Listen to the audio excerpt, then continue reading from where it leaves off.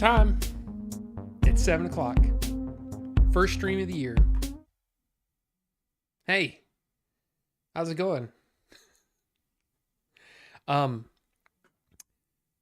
It's Order 42. It's Rob, and it's 2024. Yay. I came in here, and I think I mentioned this before that I have a window. So I have a window here, and then I have a window above it, right? And it's kind of separated. So I have this thing that blocks that window so that no light gets in, right? It fell today. I don't know why. It just fell. So anyway, 2024 is getting off to a rough start, and it's not just that. But anyway, but look, we got people in here. Ricky came out first. It was number one, the first chat of the year. Ninjinzu's here. Bucho's here. Who else is here? Is that everybody? At least everybody that's chatting. If you're just sitting here lurking, I'm cool with that too. It's so cool. I love it. But yeah, here's the thing. I don't have a whole lot to talk about tonight. Except I can tell you what I've been doing the last few days. It's just a thing, okay? So people get old, people start to get sick.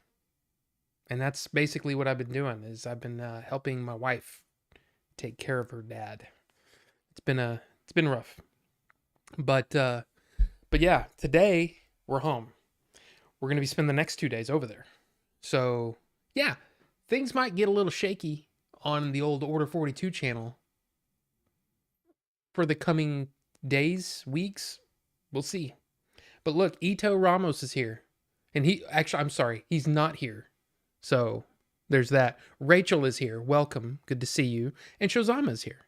I recommend blackout curtains. Again, if you saw this window, it would be impossible to put blackout curtains. I mean, yeah, you could probably have something. We actually have blackout window coverings for our bedroom, master bedroom. This is such a weirdly shaped. It's like this, and then there's an arch, right? So it's weirdly shaped. I have a basically piece of cardboard, black cardboard that goes over it. So from the outside, it just looks blacked out. And from the inside, there was, a little piece of tape there. But I mean, it was fine. And it's cut to shape. But one side of it just fell down. And I don't know why. It's not like there's a hole in the window. I don't know. Flex seal it? Well, I mean, from the outside? No. I don't think I want to do that. I don't know. I don't know how I'm going to... I guess I'm just going to have to put it back up there and try to secure it somehow better. But I mean, it's like form fit. So I don't understand. But hey. Anyway, that's not important. What is important is that it's you guys. It's you guys. And it's good to see you guys. Seriously. It really is. So yeah. I've been watching a bunch of movies. A bunch of movies that don't really matter. Like it's not like I'm like seeking these movies out. Basically Westerns on Tubi, because that's what my father-in-law likes. So we've been watching those. Now I watched a movie by, I don't remember who directed the movie, but it's starring Lee Van Cleef. You know who Lee Van Cleef is? He's the bad in The Good, the Bad, and the Ugly, right? The guy that Cad Bane was based off of, basically, with that hat. Anyway, in fact, I can just do this. I can just show you. Lee Van Cleef, this guy, right? So I watched this movie called Sabata, and I gotta say, it wasn't great, but it was actually like, man, Lee Van Cleef was just cool. He's just a cool guy. I really like his style, his charisma and everything. Even though he, mostly played a bad guy, but it was fun. It was fun. I watched Tombstone. I watched Rio Bravo, which wasn't on Tubi. We just watched it. So yeah. What have you guys been up to? And please shoot me some things. Shoot me some things because, man, like I said, the last few days, actually pretty much ever since last week, has just been a roller coaster of emotions and mentally just draining. It's just the way it goes. It's just the way it goes. And there's not a whole lot of movie news going on right now. In fact, I put out my what I'm looking forward to in 2024 video. And then today, Dan Morel put out one. And man, he's just good. It's his is much now I think we go over pretty much a lot of the same stuff, but just the way that he presents it and everything is just like, man, I should have done that. But I didn't have a whole lot of time to put that video together, is what I'm trying to say. And I came off of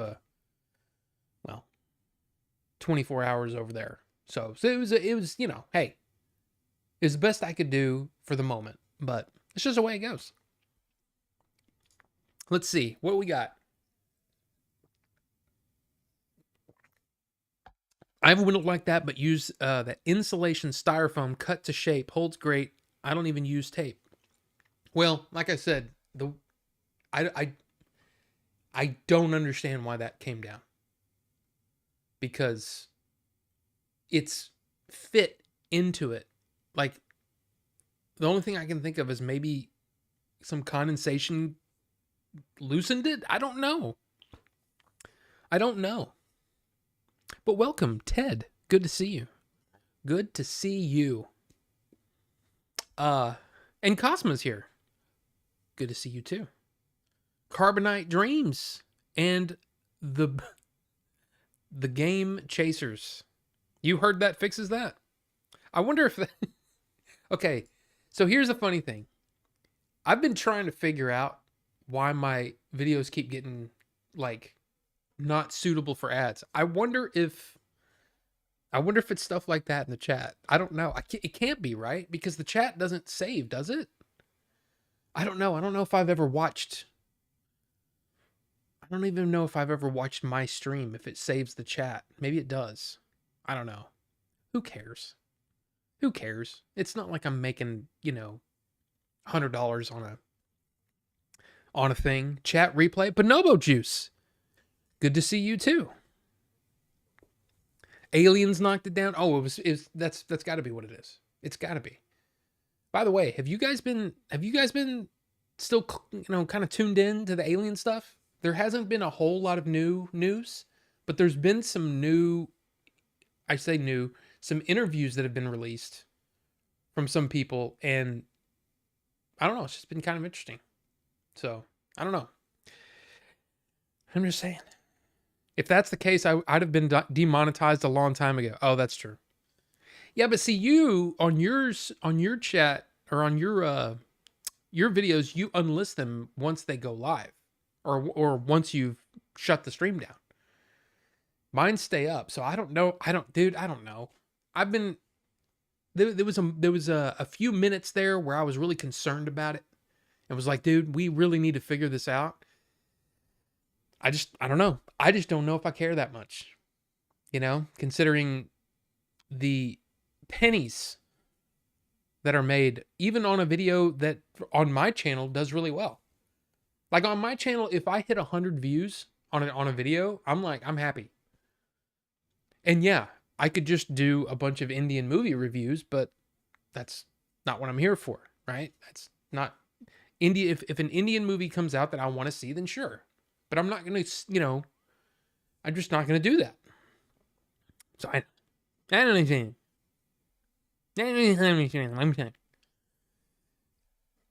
Go ahead. Try to type that in the chat. The sun, it expands and contracts when it gets to nighttime is the reason it falls. The one to get is Silverboard at Lowe's or Home Depot. But that's the thing. It's been up there for months. I don't know. It doesn't matter. It doesn't matter. I'll figure it out. Not saying that's the reason, just saying that's a thing. Yeah, I mean, who knows? I think you can go back and watch the chat on a replay. Yeah, I know some you can. I don't know if I've actually selected that. I'm sure I did. I mean seriously. But seriously, who cares? Who cares? Let's have fun, you know? Let's vape them if you got them or something. I don't know. Who cares? If you're looking for topics, here's something we can talk about. Is there any way we can get the U.S. government to disclose how many weather balloons are launched in American skies every year? Because there seem to be a lot of balloons going on, right? A lot of balloons are being released, and pilots are seeing them, and that's scary. It's not scary, I guess. I don't know. But why won't they release it? I don't know. I'm looking forward to 100 episodes, Retropalooza, and another nephew due in July. 100 episodes. Is that 100 episodes of your podcast? Is that what you're saying? I was looking over it. At your stuff is still over here. I've still got your Operation Evil stuff. Rachel, still got it. It's right here. Is that what you're talking about? If so, that's a good reason. Hey, that's pretty good, Bonobo Juice. Pretty good. Pretty good. The YouTube AI still sees it, right? Who cares? Right? Just who cares? I mean, that's why, you see all these channels that are pushing their Patreon now. I totally get it now. Nihoi Minoi. But now I get it. Now I understand it. I watched a good video on if the moon landing was faked. They covered both sides. I'm kind of in the middle on that one. Have you watched the Y-Files? Look, other than the Game Chasers and, maybe Shady J, something like that, the Y-Files is probably the one that I think everyone should check out. The Y-Files. It's so good. Like I seriously watched every single video, and it's amazing. I just love it. I love that channel. It's great. You still want me back for another episode? I mean, do you really want me back? I mean, like really? Like really? How many nephews are you up to now, Rachel? I don't think he put stank on it like I did. Like, oh yeah, well, how many nephews are you up to now, Rachel? But yeah, Ted, check out, and seriously, dude, check out the Y-Files,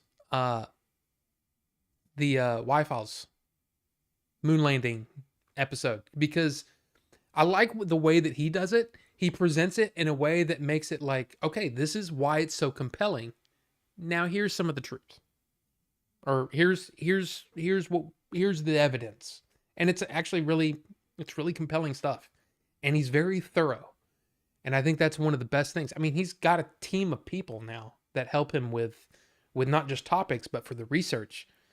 I mean, it's just a fantastic channel. And I love it. So, yeah. Okay, wait. 2024, I'm looking for releases from Kino, Arrow, 88 Films, Majors doing deluxe releases. Releases of old movies from silent era, 30s, pre-code, post-code, 40s and on. Also Criterion, also Vinegar Syndrome. I think... Yeah, Cloak and Dagger is the only Vinegar Syndrome I have. And that was given to me by Bilius Chasurius. Billy gave it to me. So yeah, and the only 88 films I have is that one, The Long Arm of the Law, which I haven't watched yet. I'm still trying to make my way through Criterion releases from last year that I bought. I mean, I bought so many, and I'm still making my way through. But I also got caught up on For All Mankind. I love that show, but this season has been a little mixed for me. It's okay. It's good. It's good. But it's just not like holy crap, you know what I mean? Um I also started watching Slow Horses. Isn't that what it's called? Gary Oldman spy thing. And I'm like a few episodes of that in. It's pretty good. Oh, I still need to see Reacher season 2. I don't even remember how season 1 ended. But I liked it. I liked it okay, you know? So yeah. Foundation. Yeah, I haven't watched any of Foundation. Look, it's so good that he put it in there twice. So, it's up my alley. Okay. I'll check it out. There's so many good Apple TV ones. Like good Apple TV shows. So, yeah. Let's see. The biggest thing is the radiation belt for me. They're still not sure if they can get through it again. Yeah, no. Yeah, for sure. But I mean, apparently they did. So, if my math is correct, that's more than 59. You're pretty close, Bucho. You're not far off. But going back to what Shozama said, yes, I am definitely looking forward to more good releases. I'm gonna have to figure out something for my thing because I don't really have the room anywhere in the house for any more Blu-rays other than that shelf and that standing thing. So I think I'm gonna have to end up figuring something out. And I don't know what I'm gonna do because I keep buying them. It won't stop. It won't stop. There's so many good ones. So yeah, I don't know what I'm gonna do. I don't know what I'm. Let's see. Wait. There's no butt eating in Foundation, but it's basically Star Wars set in our universe. Okay. I mean, I'm down. I'm down. I saw the trailers for it and was like, "Oh, I need to watch that." And then just never got around to it. So yeah. Apple TV is one of the few streaming services I don't have. I mean, I understand. And especially if you're not an Apple person, like if you don't have any Apple products, then I understand. But if you do have an Apple product, I mean, don't you get like at least I think like you get like a free year or something with the purchase of an Apple product, which is kind of awesome. Um and we keep buying them, but we also have since we're an Apple family, there's a lot like I mean, we've got everybody on the family plan thing. We share iCloud, we share the Apple TV thing, we share Apple Music. We were doing that anyway, and we decided why not just get the Apple One or whatever, and it's got all of the services bundled for the family, and everybody, yeah, everybody has space. Everybody has, I mean, like plenty of space. Everybody's got Apple Music now. Everybody's got Apple TV Plus, and it's cheaper than if we just bought all of those things by themselves. So it made sense for us. So I mean, if you're an Apple person, yes, get that or whatever. But if you're not, and you buy an Apple product, an iPad, whatever, you get so many months of Apple TV Plus free. So, but it's not even that expensive, right? It's like $6.99, $7.99. I'm not sure what it is. So yeah. Rob, my daughter wants to know if you've watched any Trolls movies, as in the animated Troll movies, because if so, no. If you're talking about Troll and Troll 2, yes, I have watched those. And I'm talking about, oh my god, yeah, I've seen that. So yeah, not the animated ones. And it's just because I don't watch a whole lot of animated stuff. But, right mood hits me. Sure, why not? By the way, I don't know if you guys have been looking at the Discord, but I've been posting our, yes, animated. No, I have not seen those. I have not. I have been posting in the Discord regularly the pictures from the building of the AT-AT. So let me see if I can. Yeah. So that's how it started, right? And then, oh, it won't. That's stupid. And then you've got that on top. And then you've got the building of the legs. And then the feet. Here's the feet. And then today,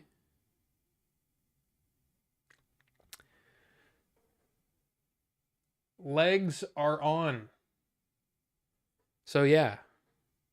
And there you go. That it's been one of those things where I'm telling you, when things are going wrong and things are rough, man, just sitting there and building Lego it clears your mind. But yeah, Christian VS, welcome. Good to see you. The TED series. There you go. The Christian, that's one of the ones that I saw after the video was up, and I'm looking at other stuff and I'm like, "Oh yeah, they're making a TED series. I heard about that and forgot all about it." Wow. But yeah, I mean, it could be good. Could be great. But we don't know. Carbonite said, "I'm ordering that book, The 3 Body Problem, so I'll be ready for the show." Carbonite, I am excited about that one. If you don't know what we're talking about, it's let me see. The 3 Body Problem. It's a novel by the Chinese science fiction author Liu Cixin. Cixin. I probably whatever. Let's see. Where's the actual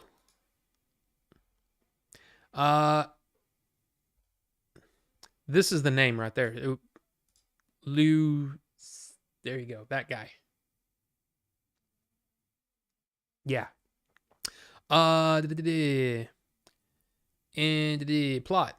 Oh, no, let's not go so into the plot. Is there where's the series portrays a fictional past, present, and future wherein Earth encounters an alien civilization from a nearby system of 3 sun-like stars orbiting one another in an example of the 3 body problem in orbital mechanics. So, yeah, this novel has been like, I've just seen it multiple times over the years, and it was one of the ones that I brought up in my video for 2024 yesterday. Is that, yeah, that series looks crazy. It could be awesome, or it could be absolute crap. I mean, we'll see. We'll see. Get rid of the books. You can't watch those anyways. You know what, Ricky? I understand. You know, if somebody doesn't like to read, I get it. You know, if you weren't raised with a love to read, you know, with someone teaching you like how fun it can be and all that kind of stuff, I get it. I totally get it. But I'm a book lover. I mean, as you can see that. I love my books. It's great. It's like a movie in your brain. You know, there's no limit to the size of the screen in your brain. Trademark that. Yeah, put that on the back of a book. It's awesome. So there you go. I've got a series on Peacock. Why did no one tell me it's going to be a boring show? I've got it. Wait. What show, Ted? Or am I misunderstanding you? Not understanding you. That's possible. So yeah. By the way, that's the one thing that I kind of wanted to watch while I was over at the in-laws house, was on Peacock right now is The Holdovers. It's just streaming on Peacock. I don't have Peacock, but they do. So I was like, I'm going to watch that. And, you know, it's not easy. It's not easy to try to watch a movie with everything going on over there. You know what I'm saying? So, just hasn't been done. But I want to see The Holdovers. Paul Giamatti is way up there. as one of those actors where he's like, you know what I'm talking about, right? There's those actors, those certain actors where when you see them, you go, okay, I don't know if the movie's going to be any good, but I don't have to worry about that guy because that guy's awesome. And Paul Giamatti is one of those. I just love him. I think he's awesome. I mean, John C. Reilly. There's many of those kind of. Brian Cox for a long time was one of those actors where it's like when he was always in these supporting roles, and it was like, I don't have to worry about Brian Cox because he's awesome. You know what I mean? And Brian Cox, the scientist, is actually pretty cool too. Look him up if you're interested in the sciencey stuff. You know, if you want somebody who's basically the equivalent of Carl Sagan, but British and alive, go with Brian Cox. Okay, he's pretty awesome. Much better than Neil deGrasse Tyson. Just my opinion, but that's my opinion, and I'm sticking to it. I think he's more of the heir apparent to Carl Sagan than Neil deGrasse Tyson ever could be or wished he could be. Yeah. Just canceled my free month of Amazon Prime, canceling Apple TV in a few days since I had it 6 months for free. Yeah.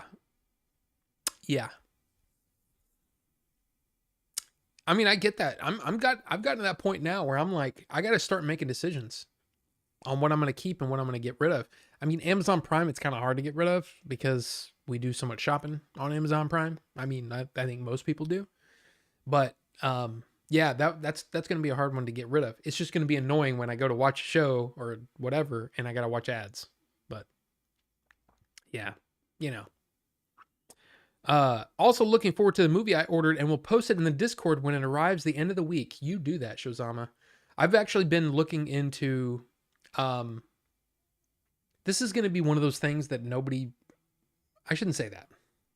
I'm sure there's going to be somebody in the audience tonight that's going to care about this. But me, like I look at people, I look at Shakespeare as a thing that not many people care about. Okay? It's just nah. I love Shakespeare, and especially I love Hamlet. Hamlet's my favorite of all the ones that I've read. There are a few that I still haven't read, and I still kind of want to read those, but I haven't gotten around to them. But, you know, Macbeth, Othello, Romeo and Juliet, I mean, I've read a bunch of them. And a bunch of the, like, I've read all the sonnets. And I have somewhere, I think down there, which it's behind some of these books. These are dual layer books, by the way. Yeah, it's crazy. But yeah, I have the complete Shakespeare. It's awesome. Love it. Anyway, 1996, Kenneth Branagh came out with his version of Hamlet, but it was the entire play.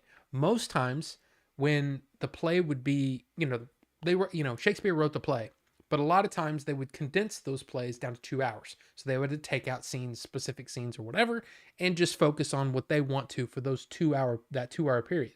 He did the entire play. The entire play. 4 hour movie, 4 hours and 2 minutes, I think. And it's awesome. It's really, really great. And he said it in like late 1800s. That's, I think, is what he's trying to go for in his movie. But it's only available on Blu-ray. Never been a 4K, which it needs to be because it was shot in 65 millimeter. So it's got to look amazing if it was transferred to 4K. It hasn't been done yet. Anyway, not really easy to find on Blu-ray. I have the DVD. And I started to watch it on Tubi because it was on Tubi. I was like, oh, this is sweet. I'll just start watching Hamlet. And really got into it again. Like the next thing I knew, I was an hour and a half into it. And I'm like, I don't have time for this. I got things to do. But yeah, I wanted to buy the Blu-ray. And I want the Digibook. You know what I'm talking about? The book ones.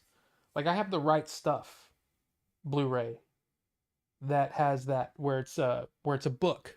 You know what I mean? You know, you open it up and there's, pages.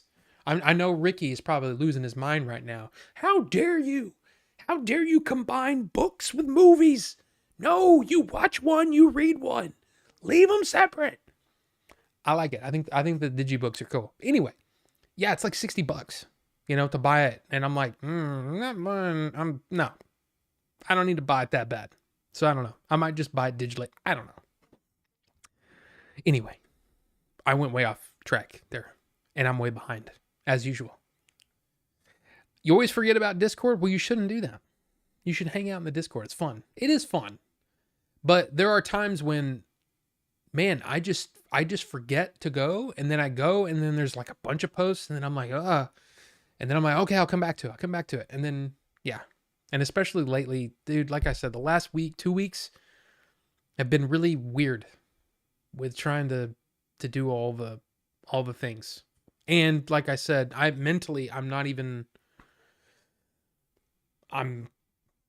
in fact, I was talking to John. I don't know if he's here tonight. He probably not. But I was talking to John earlier. John Edwards, right? He comes in the chat and hangs out and stuff. Good dude. Anyway. Yeah, talking to him today. And I was like, hey, did I tell you about this thing? And I started going into it. And he goes, yeah, you already told me that. And I'm like, I'm sorry. So my brain is just mush right now. So, yeah. Let's see. Wait a minute. I thought it was the oh my god one. Oh. The trolls? Well, yeah, that is, yeah, okay, I get what you're saying. Yeah, the oh my god, yeah, that's the bad, the live action troll too. And again, bad is relative. You know, it's a relative thing now. I've seen Bigfoot versus DB Cooper, so bad is changed. My level of appreciation for movies has changed drastically. So in a way, my mind has been opened to say, you know what? You need more perspective on how bad things can really get. So there you go. Rachel, she wants me to watch the troll movies. Okay, well, I will try. I mean, it's going to be tough. It's going to be tough to watch the troll movies. I'm just going to say. It's going to be tough because I've got a movie list like you wouldn't believe. But I'll try. The Discord never forgot about you, though, Ted. We miss you over there. We miss your Musk.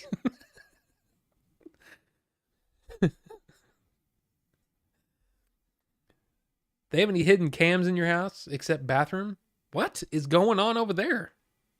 Elon Musk? Author Liu Kang. Oh, it is actually a Liu. Yeah, Liu, yes. To be honest, I wasn't too hyped by the trailer for it, to be honest. You're talking about the 3-body problem? Well, honestly, you're full of crap. Because that looks awesome. Just saying. I think it looks great. And the hearing people that I really like and that I look up to as, I guess, YouTube personalities, Robert Meyer Burnett, going on and on about the 3-body problem and how awesome it is. It's like, okay. Yeah. Your brain has a screen size limit? No, it doesn't, Ricky. No, it does. I know you're joking. Going into anything with low expectations is the key to a happier life. I mean, you're not wrong. But expectations, right? They get in the way of you enjoying things, especially if you're trying to compare the thing against a thing that it can never be, right? We've said that. We've said it many times. But it's one of those things that, to me, it bears repeating. What is this? Uh,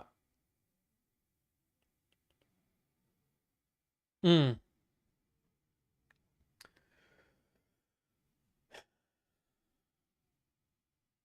yeah. Yeah.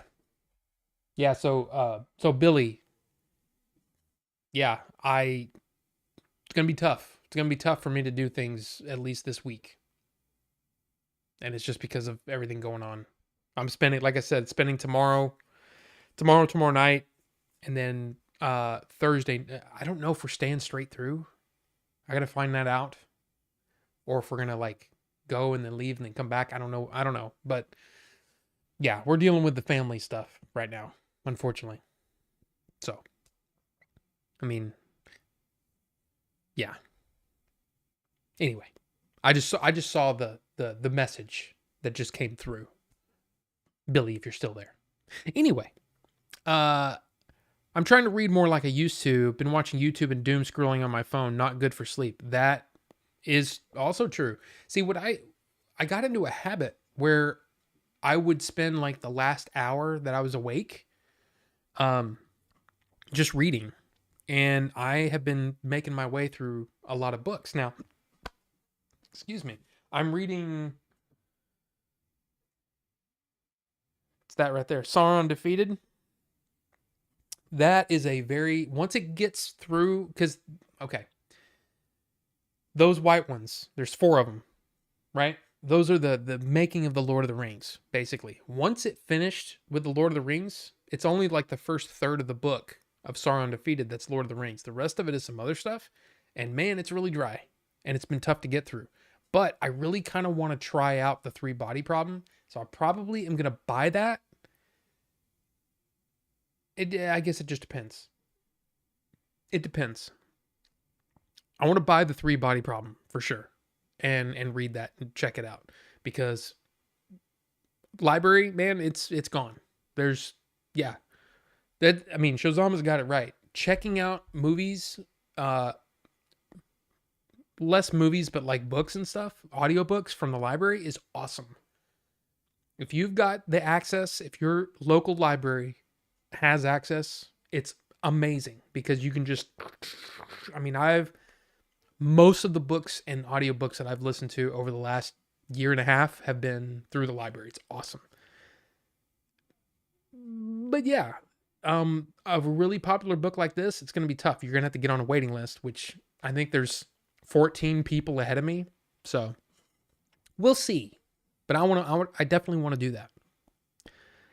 But it's definitely good to read a book before you go to bed. It helps. It's almost like a routine that it helps your brain kind of go, oh, it's nighttime. Oh, it's time to read. Oh, and then when we're done with reading, then we can go to sleep. And it helps me go to sleep. So yeah. 2024, checking out books more this year instead of buying them. The 3 body problem is available there. Save money and save space. I mean, dude, I love my Kindle. I know there's a lot of people that love the physical, and I mean, I have a lot of physical books. I do love them. But there's something to being able to sit there and just kind of just hold this thing. And it's backlit, you can read outside and all that stuff. And it's you can carry 12 books if you want. You can carry 100 books in this little thing. And it always looks good. I don't know, man. It's awesome. I love my Kindle. I know. Hashtag not sponsored. But I do love my Kindle. TL Edits, welcome. Good to see you. And hello there to you. Hello there. Yeah. I can give you Peacock info so you can watch it, Rob. I really just want to watch that. There's nothing else on Peacock that I really care about right now. But we'll see. I might just end up watching it over the next couple of days when I'm over there at my in-laws' house. So let's hold off on that. It's okay. But I might be hitting you up and being like, yo, Ricky. I don't know what that was. I'm sorry. We're still way behind. Isn't that awesome? Love it. We pay for it. Might as well use those resources. Access to audiobooks, physical books from mine. Yeah. I have a local branch like that they opened just recently. Like right before COVID happened, like 2 miles away from me. It's awesome. But then I have access to whatever. And then there's, for whatever reason in Texas, if you live in Texas, you have access to the Houston Public Library, which is crazy. So I have access to the Houston Public Library, and there's also another local library, North Richland Hills Library, that as long as you live in Tarrant County, which is where I live, as long as you live in Tarrant County, you have access to that too. And I was like, cool. And I've only used those briefly, like a couple of times. But it's still nice to have access to a couple of different ones, just so if one doesn't have the one that you're looking for, you can check the other one, all that kind of thing. It's kind of cool. If you got Peacock, check out Mrs. Davis. That was a good show. Mrs. Davis. Okay. Mrs. Davis. Liberty is too far away from me, other side of county, and have to drive. Oh, library, I'm assuming. Not Liberty. Hey, that liberty, you can keep it. You know, I got to drive too far to get to that liberty. Okay, you know, I mean, I've got my pursuit of happiness over here, and my life over here. It's too far to drive for the liberty. You know, life, liberty, silly, silly. I'm silly, guys. Wow, my brain can't stand Neil deGrasse Tyson. I don't blame you. Not good for the brain to carry on like that. If a mofo wants to keep his mental tools sharp, the recipe is less social medias and more readings of books. The only social medias that are scientifically proven to benefit the brain box are Order 42 and associated channels. That's very nice of you to say. Wait, what is this? I can do either. Yeah.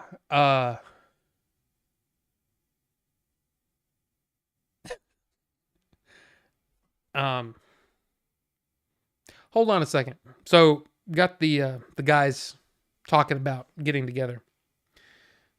Yeah, so it's been hard mentally with everything going on. Holiday, sickness, and whatnot. If Billy's here, he's probably like, "Oh, I get to hear this text being texted in real time." So yeah, haven't worked on it yet.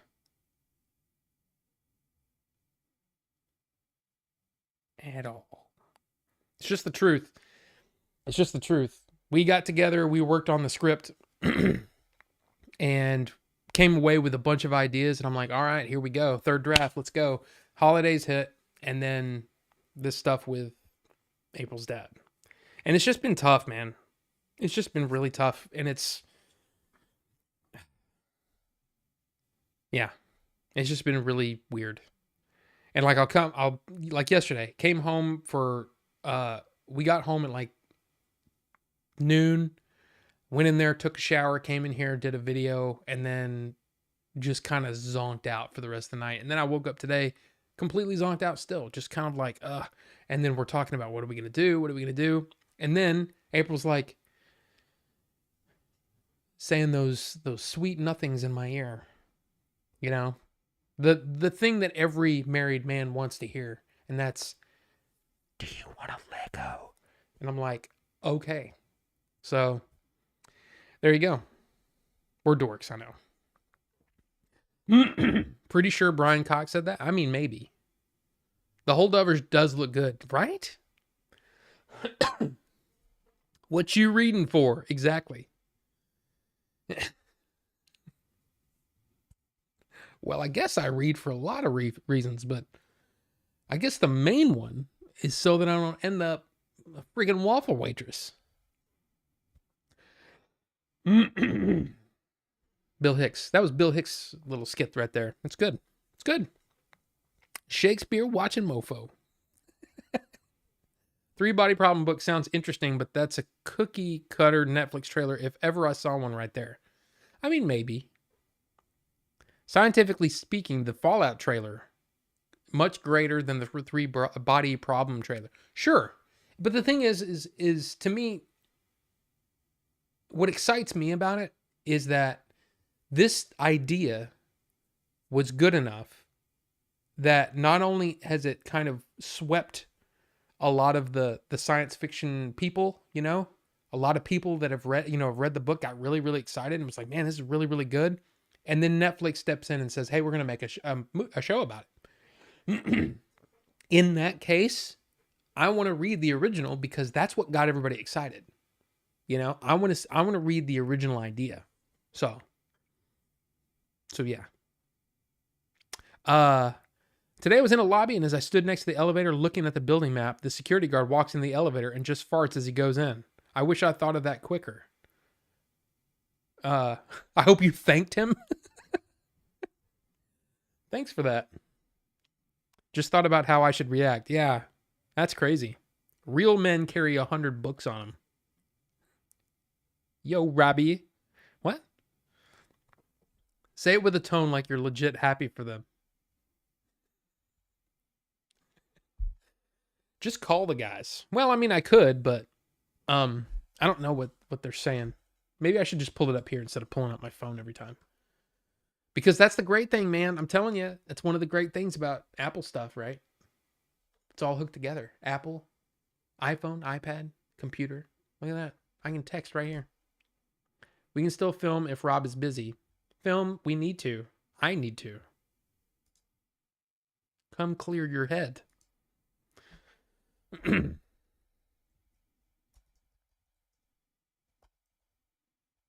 Well, I'll see. Tomorrow? I just don't know when. Yet. Bam. Take that. If you loved us, you'd call them on a group call and put it on speaker and hold the phone up to the mic. I mean, I could. In fact, I could do it on the computer and just. I mean, why go through all of that? You can just call on the computer. No, Thursday. Okay. I'll find out what the deal is. Because here's the thing. And Billy, this is just for you. Screw those other guys. Screw Jay and Melvor. Screw them. I'm just kidding. I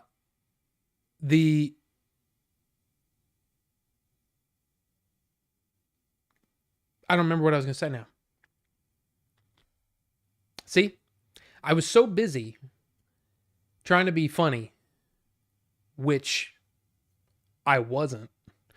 But I was so busy trying to be funny that I completely forgot what my point was.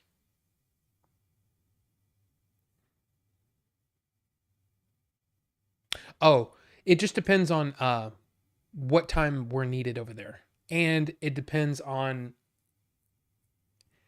Because like what I've been doing is I've been staying up late with him and letting April sleep because she has to work, you know? So that's been the tough part, is just trying to figure that stuff out. So it might be a thing where as long as I could be over there, and again, it's kind of close by, you know? So it might be a situation where I could probably just, we both drive, you know? April goes and I go, and then I don't know, just depends. I don't even know what's going on because I know she has to work. And the thing is, with April's job, she's on the phone all day, like 6 hours out of the 8-hour day, which is usually longer than that. She's on the phone. So I don't know if she can even work over there. You know, it may be a thing that we have to come home anyway. But again, we'll figure it out. I would love to call them. But I don't know if they would appreciate that. Just being on Order 42 with no warning. But anyway. After being ousted from her convent, Sister Simone vows to destroy the one responsible, a powerful artificial intelligence known as Mrs. Davis. My interest has been piqued. For the whereabouts of the most cliched and overused MacGuffin, the Holy Grail. Okay. Dude, that sounds cool. Sounds interesting. I can text on my PC too, bro. Just saying. Okay. Hey. Okay. In HD? You can text in HD? You know, for a long time, that was like the most overused thing. Like, using HD when it doesn't even... Like, oh, you got to buy these new sunglasses. They're HD. And I'm like, how are they? What? No. They put a film over it so it looks different. It doesn't make it any more clear. Come on. You... Whatever's... You sales people with your face. I don't even know what that was. But everybody, seriously. Oops, not that. Yeah. That. In fact, I had to send that to my the family. Hydration. It's important. very important. Did I show off? Yeah, I did. I did show off that. So, it censored my chat Hamlet on Apple on sale. Oh, I know. Yes, I know. It's $4.99 right now.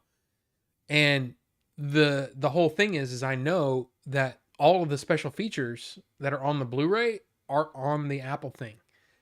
But why spend $5 on a digital copy when I could buy it for whatever and have all of that on a hard copy? You know what I'm saying? And even in theory, this is one of those things that there's been a ton of these videos where it's like, is it better on Blu-ray or is it better on streaming? Blah blah blah blah blah. But nobody really gets the details that I want. Is the sound the same? Is because if it's not, that's a big one for me. That's a big deal for me. The sound needs to be 5.1 or better. Because if like Tubi is stereo only, I believe. I don't think Tubi does 5.1. That's cool to just watch the movie, sure. And especially if you're just watching it on your phone, yeah, who cares? But if I'm watching it on my big screen TV with my surround sound, I want the freaking 5.1, man. You know? I want to hear the whole thing. And it's also, to me, that's also why it's important that when people say that they don't like a movie and it's something that they just streamed on their computer or on their phone or their tablet or whatever, it's hard for me to take those people super seriously if they're only talking about certain things. Like, to me, part of Dune, the amazingness of Dune was the visual quality on a huge scale with the surround sound and all that. That's part of the experience. And if your first experience with a movie is substandard, then, like, for example, and the reason I bring this up is Dune is because of Leon. We all know Leon's awesome, okay? But Leon didn't watch it in the theater. He watched it on I think he said a computer screen. But if he didn't watch it on a huge freaking screen with 5.1 blaring at him, you missed part of the experience. Now, here's the thing. Leon's been here. You know, he's been in this house. If I tried to sit him down to watch Dune, he'd probably say, I'm leaving. Right? Because he's already got that first experience is already ingrained in his mind. This is not good, and I don't like it. But what if he had watched it here? Would it have been a different experience? I don't know. I'm just saying, what's the bit rate like between the streaming and the Blu-ray? You know, it's got to be compressed more, right? But what is the actual difference? And it's hard to quantify those things because it also depends on what you're viewing it on. So if you're watching, let's say, a 1080p screen that's really, really good, but it's 1080p only, is it going to be as good as an HDR 4K screen? It probably isn't. So even the guys that are making those videos, they have to kind of take that into account too. And that's just tough. Am I making any sense? I feel like I'm just talking. I'm just saying words. But what I'm trying to say is, in theory, the Blu-ray should always be better than a streaming copy. Always. There's no reason why it would be any different, right? There's no way that a streaming copy could be as good as the Blu-ray. Unless the Blu-ray is poorly mastered, in which case that's a bigger problem. Anyway. But yes, Shozama, I've actually been looking at that, and I think I'm just going to buy it because I don't want to spend $60 on a Blu-ray that... Now, I mean, I think I found it for cheaper, actually. But it was just... Let me see. Hamlet 1996 Blu-ray. Yeah. So, like... Yeah, 2571. Now this is I believe a German, I think. But there's the book, man, and the book just looks good. You know what I'm saying? I mean, look at that. That looks good. Look at that looks cool. Come on, man. Come on. That looks awesome. Oh, that was $44.95. Oh, that's also used. Yeah, because see all buying options. It's a used copy. Collectible, like new, $95. Yeah, I don't think so. I don't think so. But I kind of want it. So do I wait? Or do I just buy the digital and just say, yeah, I'll just wait for the 4K? Which hopefully they will come out with the 4K. That would be great. But anyway. To hold you over till you find it at a decent price. Yeah, exactly. Exactly. You know what's not in HD? Any meaningful pics or vids of exotic aerial craft. I'm just saying, you're not wrong. You're not wrong. But there sure are a lot of... Yeah, there's a lot going on. So we'll see. Streaming is less quality from what I can tell.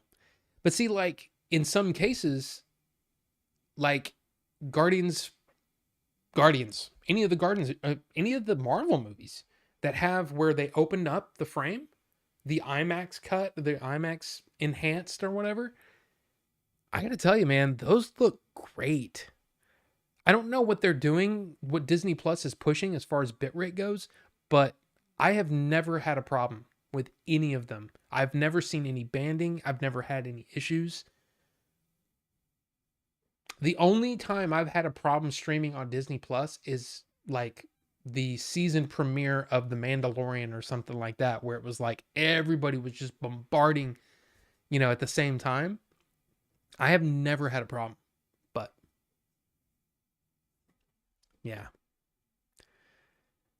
But again, you also have to know what you're looking for too. And I'm not 100% sure I know what to look for. So I don't know. Sound is big though. Sound is my most important thing that I look for. As long as the sound is good, I'll probably be pretty happy. After comparing some side by side, I prefer Blu-ray over streaming, but I'll stream it if I don't have it. Yeah. David Lynch would agree wholeheartedly with your movies on a phone, laptop, computer take. You think so? I don't know, man. There are movies that justify going to the theater. There's some, like The Holdovers. I'll be honest with you, right? Bucho loves that. Look, there he is. Oops. That's not it. That's not it at all. Oh, here he is. I moved the button. Kiefer, how's it going? Good to see you. But yeah, Bucho loves it when I'm honest. He does. There are some movies like The Holdovers that you probably don't need to see that in the theater to get the full experience. But a movie like Dune, I'm just saying I think you're missing out if you don't watch one of these. Some like Oppenheimer, man. Oh my God. Oppenheimer dude, it was amazing. It really was. I might be a movie. Yeah. I've been called a movie snob many times in the past because I don't like horror movies a lot of times. Kiefer just subscribed. Welcome, Kiefer. Good to see you. And thank you. And yeah, hello there. I should just get the clip of that. Hello there. General Kenobi. I can't do a Grievous. Sorry. General Kenobi. Hey, how you doing? That's not what Grievous sounds like. But I don't know. I'm a movie snob though when it comes to presentation, and to me sound is super, super important to me. It's just, it always has been. And it annoys me to think about how many movies that I myself have lost out on that first experience, giving it that first experience, the best possible experience. Some movies just deserve that, And then some movies are like, for example, comedies. Comedies work best in a theater situation. You know, you watch I mean, this is just an example. You watch Austin Powers by yourself. You may not think it's that funny, but if you watch it in a theater full of people that are all laughing, it infects you with that. You know what I mean? And the theater experience is something that you miss out on it. Once it's out of the theaters, you miss out. And it's fun to experience older movies. You know, like I said, I went and watched Raiders. It was awesome. I watched The Goonies, and actually it affected me more emotionally than it has since I was a kid. It was great. It's weird how it works that way. Anyway, I watched A Lot Like Love on my DVD last week, and I love that I could still see the trailers to the movies that were coming out. Yeah, some of those are cool. Most of the time I try to skip those anyway. But yeah, some of them where they're burned on, you know what I mean? It's actually burned onto the title, and then some of them are set up with well, I don't think these services exist anymore. Does anybody remember BD Live? So if your Blu-ray player was attached to the internet, there were some discs that were encoded in a way that it would download new trailers for you to watch every time you put the Blu-ray in. It was actually kind of a neat thing, and it made it more like, oh, what's the latest movie coming out from Universal, say, or the latest movie coming out from Warner or whoever. And it would give you that. I think it was Universal that was doing it, though. The BD Live stuff. I think they were the ones that were. In fact, I can. Do I have? I don't have that. What's a movie that I have like that?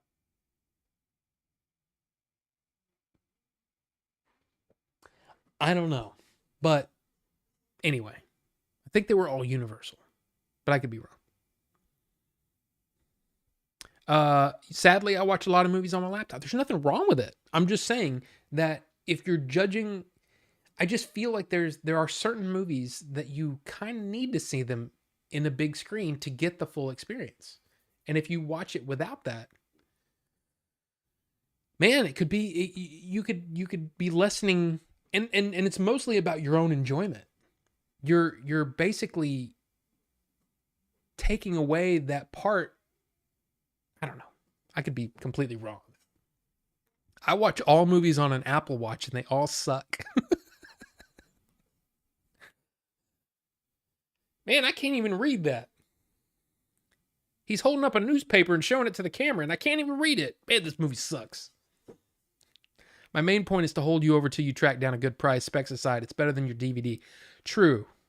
I was going to say true that, Shozama, but that doesn't work.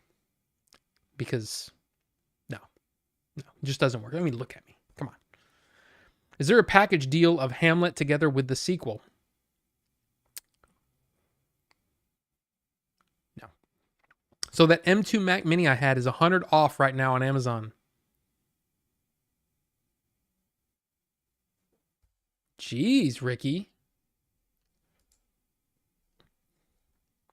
I keep hearing the aliens will reveal themselves in 2027 or 2028. Everybody will soon start seeing them in the sky. It's possible, but I don't know. And the thing is, I'm starting to get a little bit irritated with the idea that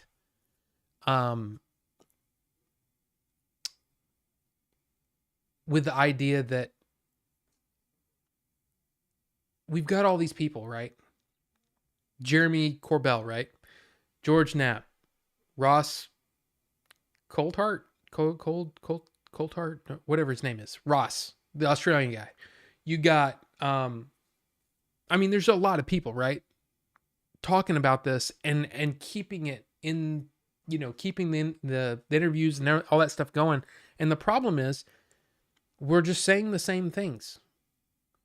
Oh, you wait, just you wait a couple months, and boy, well, you're gonna see some shit. You know what I'm saying? And I'm tired of that. I'm tired of, oh, you wait. Oh, you just wait. I'm tired of waiting at this point.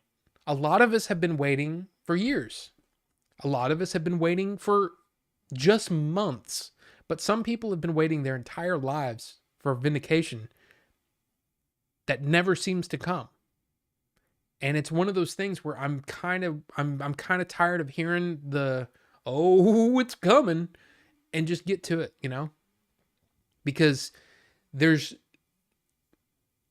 I don't know. I don't know what they could release that would do that, but I actually have a little bit more I want to say on that. But yeah. I've seen David Lynch in interviews get downright mad about the concept of watching a film on your phone. Yeah. Yeah. Like horror movies anyway. What? The good old BD Live. They still do it on PS5 if I remember correctly. BD Live, I mean. Oh wait, never mind, it's not. Let's see, wait. Ted. What did Ted? Oh. Okay. You were responding to that too. If the first Zombieland was linked to the internet. I'm just trying to think. I know damn. I'm just trying to think of Universal movies. Back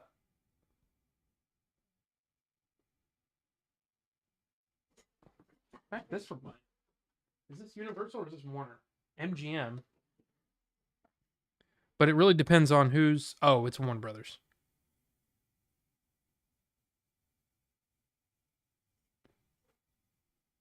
Yeah.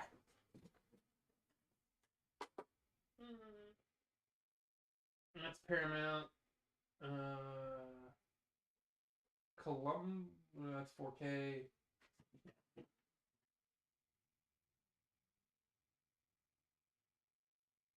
It's weird when you start to really look at your collection and you go, wow, I have a lot of Paramount. I have a lot of Paramount. Scott Pilgrim is Universal, but the Blu-ray's over there somewhere. It doesn't matter. It doesn't matter. Come on. I can watch movies on my phone if I want. No, and you absolutely can. But it's when you base your entire opinion about a movie on a substandard experience. I think that's the main, for me at least, that's the main takeaway. Is that if you're watching it like that. Now, most comedies, there's no visual audio aspect to it. But when somebody goes that hard, like in Dune, right? They go that deep into maintaining a filmic look, the attention to detail when it came to the CG, the insanely crazy, like beautifully written score, the sound effects, everything coming together in an experience that is supposed to be overwhelming almost. And then you're watching it on your phone. And it's like if you didn't see Avatar or The Way of Water in 3D in a theater, you're not seeing it the way that the best possible way that you could see it. Now, I'm not saying that if you saw it and you're like, oh, it gave me a headache, well, then you're just not, it's okay. Then don't worry about it, I guess, because you're not good for 3D. The wife can't watch 3D movies in the theater. It hurts her head. So it's kind of, that whole experience is lost on her. But man, Avatar for me was like, I was just blown away by the depth, in Avatar. It was crazy. And I watched a clip the other day. It was actually off of, I wanted to see what the 4K looked like from Disney Plus, because I was like, oh yeah, they put Avatar and The Way of Water on Disney Plus. So I can just watch those in 4K right now. Let's see what they look like. And holy crap, man, they look really good. But I watched that scene when in the first Avatar, I guess spoiler alert, but there's a part where toward the end, the shuttle is going to make a delivery and they're attacked from high on their mounts. The avatars are on their mounts and the the Na'vi are on their mounts attacking, right? It's an awesome scene. And from there all the way to the point where the general guy jumps out of the shuttle, and when he lands, and it's just that whole sequence is just the music, the way it looks, it's awesome. And I had it cranked. Just watch that scene, and it was like, dude, that's awesome. I mean, I'm still like, it's not even in 3D and it looks awesome. So it's kind of like, man, I feel like people are missing out, but it's one of those situations too. I totally get it. If you're at home, you can't afford to go to the theaters or whatever, or you don't have time to go to the theaters. You just want to watch it at home, sitting on your couch. I totally get it. But you also have to realize that it's almost like watching a copy of a copy. You know what I mean? You're losing some of the detail that makes that movie something, you know? In some cases, like I said, I don't think most most comedies are like that. And even a lot of horror movies, I would say, are fine on a smaller screen. But here's the thing. Sound design. There are some horror movies that work so much better when you've got a 5.1 surround system, because you're like, you feel like there's something behind you, and it's creepy, man. It's awesome. Missing out on that. So that's why I don't understand the people that say that for new movies they have no problem watching somebody videotaping a movie in the theater. And I'm like, no. The Thing, hell yeah, dude. I need to buy a 4K of The Thing, because I have the Blu-ray for The Thing, an Arrow for The Thing, the Arrow video from The Thing, for The Thing, right? The Thing. But it's region 2 only. So I can't watch it in there. So what I had to do was, in fact, I still could watch it technically, because I ripped it and then Apple TV'd it from my computer. So I still have it. But it'd be nice to have the 4K of it, because I only have the Blu-ray. Region lock stuff is stupid for the DVDs and some Blu-rays. Anyway, I don't know about other people, but as long as I see a movie I enjoy at all, then I'm God. It's the same to me whether it's on a phone or home theater. But that's me. Ricky, you yeah. I'm almost like, then I'm good. I know, but I'm like freaking, what's his name? Anchorman guy.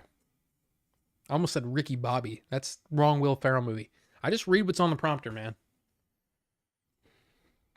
But I'm almost like, dude, seriously. Like,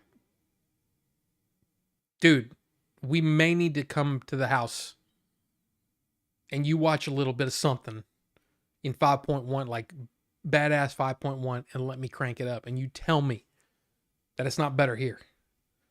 You know what I mean? It's just like, dude, Terminator 2? Yeah, I'll put in Terminator 2 for you. Shit. It'll be awesome.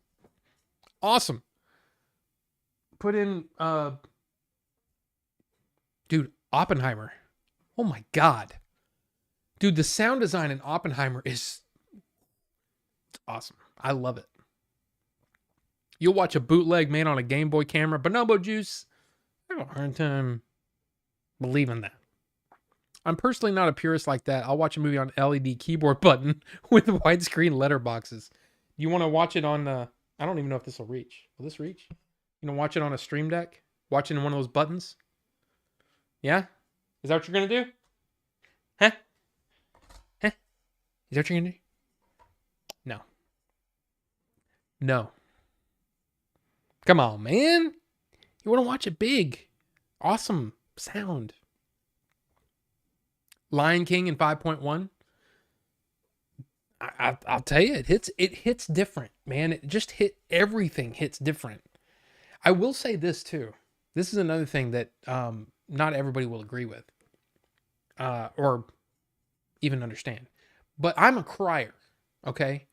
When there's something emotional happening in a movie, it hits me. And usually because I don't know if that's an empathetic thing or I'm just, a big baby. I don't know. All I know is I'm sitting there watching it and it makes me tear up. If it's an emotional scene, I'll probably tear up, right? Anyway, movies like that, movies like Lion King will make me tear up just because it's so beautiful. You know, it just, man, it's awesome. It's just great. I miss having 5.1. The receiver died years ago. Agoy, ago, and Agoy. Receiver died years ago. I just have a good sound bar and sub now. Dude, some of those sound bars sound really good. I mean, to me, there's, having discrete audio is different, but no, some of those sound bars, you know what I'm saying? Dude, the beginning of Top Gun. Just the beginning. Dude. You're like, the credits are rolling, directed by Tony Scott, and Danger Zone starts, and you're like, I want to go join the Navy today. Dude, it's awesome. It's so good. It looks good. It sounds good. Don't have a sound bar, get one. Good to see you, Wraith. Happy New Year. How you doing? That soundtrack is so good, right? But I mean, that just the first Top Gun is awesome. There are moments in the second one where it's like, dude, you get you get chills because it sounds so awesome. And it's just badass, Just badass. But anyway, what was I going to say? Oh, okay. This is a sort of a philosophical thing that I was thinking earlier today, and I want to share it with you. So get your philosophical hat on for a second. Open your mind a little bit. Just think about this. How many of you, in general, and you don't have to answer, just think about it. Midlife crisis, right? You get to a certain age, sometimes it's early 30s, sometimes it's mid 30s, late 30s, where you realize that you're never going to hit this moment, this dream, whatever it may be, or you start to see the rest of your life taking place, and you know where you fit in, and you see where the rest of the road is, right? That feeling, that midlife crisis, where you're like, okay, I'm never going to be, I don't know, pitcher for the whatever baseball team you like or whatever, or I'm never going to be a football, whatever those dreams are. And once you start to, I think a lot of people, a lot of men in general, in their mid 30s, that's when that happens, right?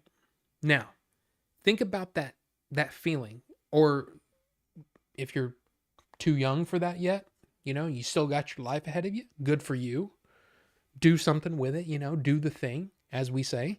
But if you're, just think about this feeling of, okay, now this is the way my life is.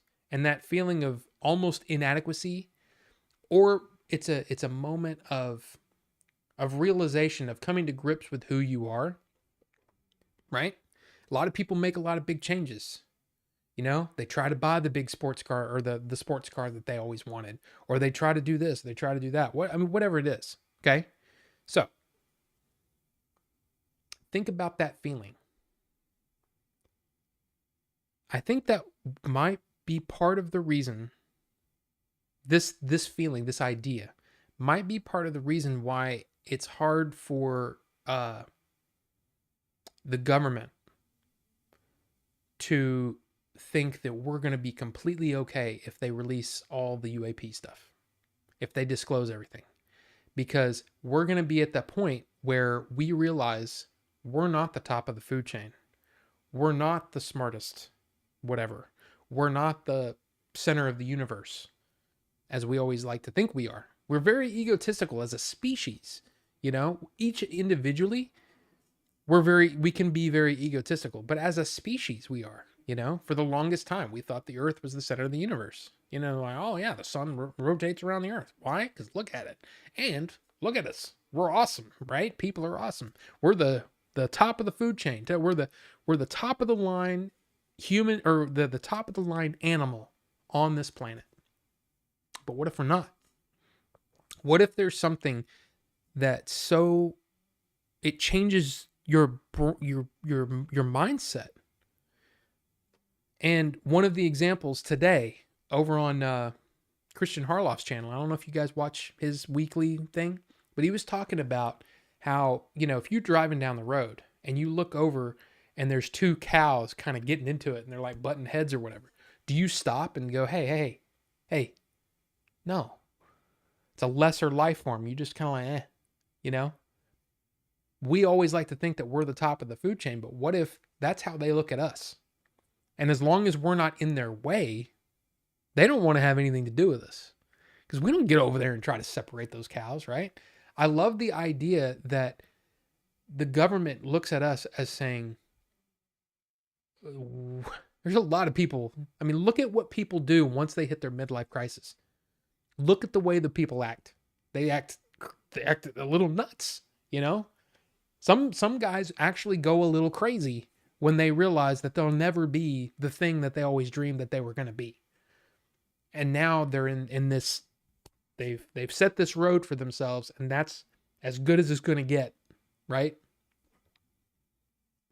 What if you then, on top of all that, go, oh, and by the way, we're literally cattle to them, or we're literally like we're ants.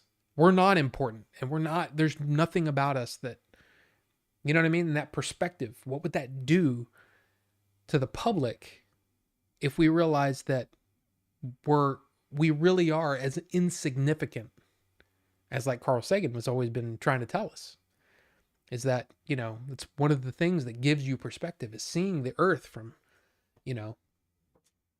from space. And you see the earth from space and realize every human being you've ever heard of, that's good or bad, every single human being lived and died on this little blue ball in the middle of this big, huge, empty void. And yet we try to make us into this, like, oh, we're so important and we're so, you know what I mean? So I don't know. It got me thinking about maybe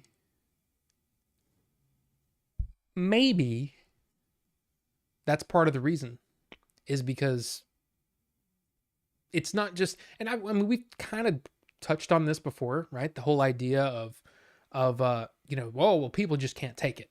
But I mean, I'm trying to think of it in a perspective that I could really understand.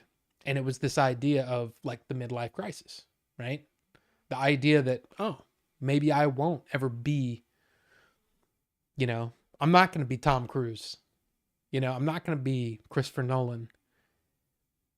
Or whatever it is that you dream about, or that oh man, when I was 12 years old, I thought I was going to be blah, blah, blah. And now I shovel shit all day. You know what I mean? It's a weird thing. It's a weird thing. And it just makes you kind of go, yeah, if people already feel like that now, what would that do? Now, I mean, they could be looking at something as, what is that going to do to our workforce? What is that going to do to their spending habits? What is that going to do to our economy? You know what I mean? There are a lot of things that I started to think about and go, okay, maybe that's part of it, And it's not just Americans, it's the whole world. But again, I don't understand why. But then again, there's a lot of people I don't understand. But anyway, that's the thing. Anyway, I'm kind of curious what you guys said.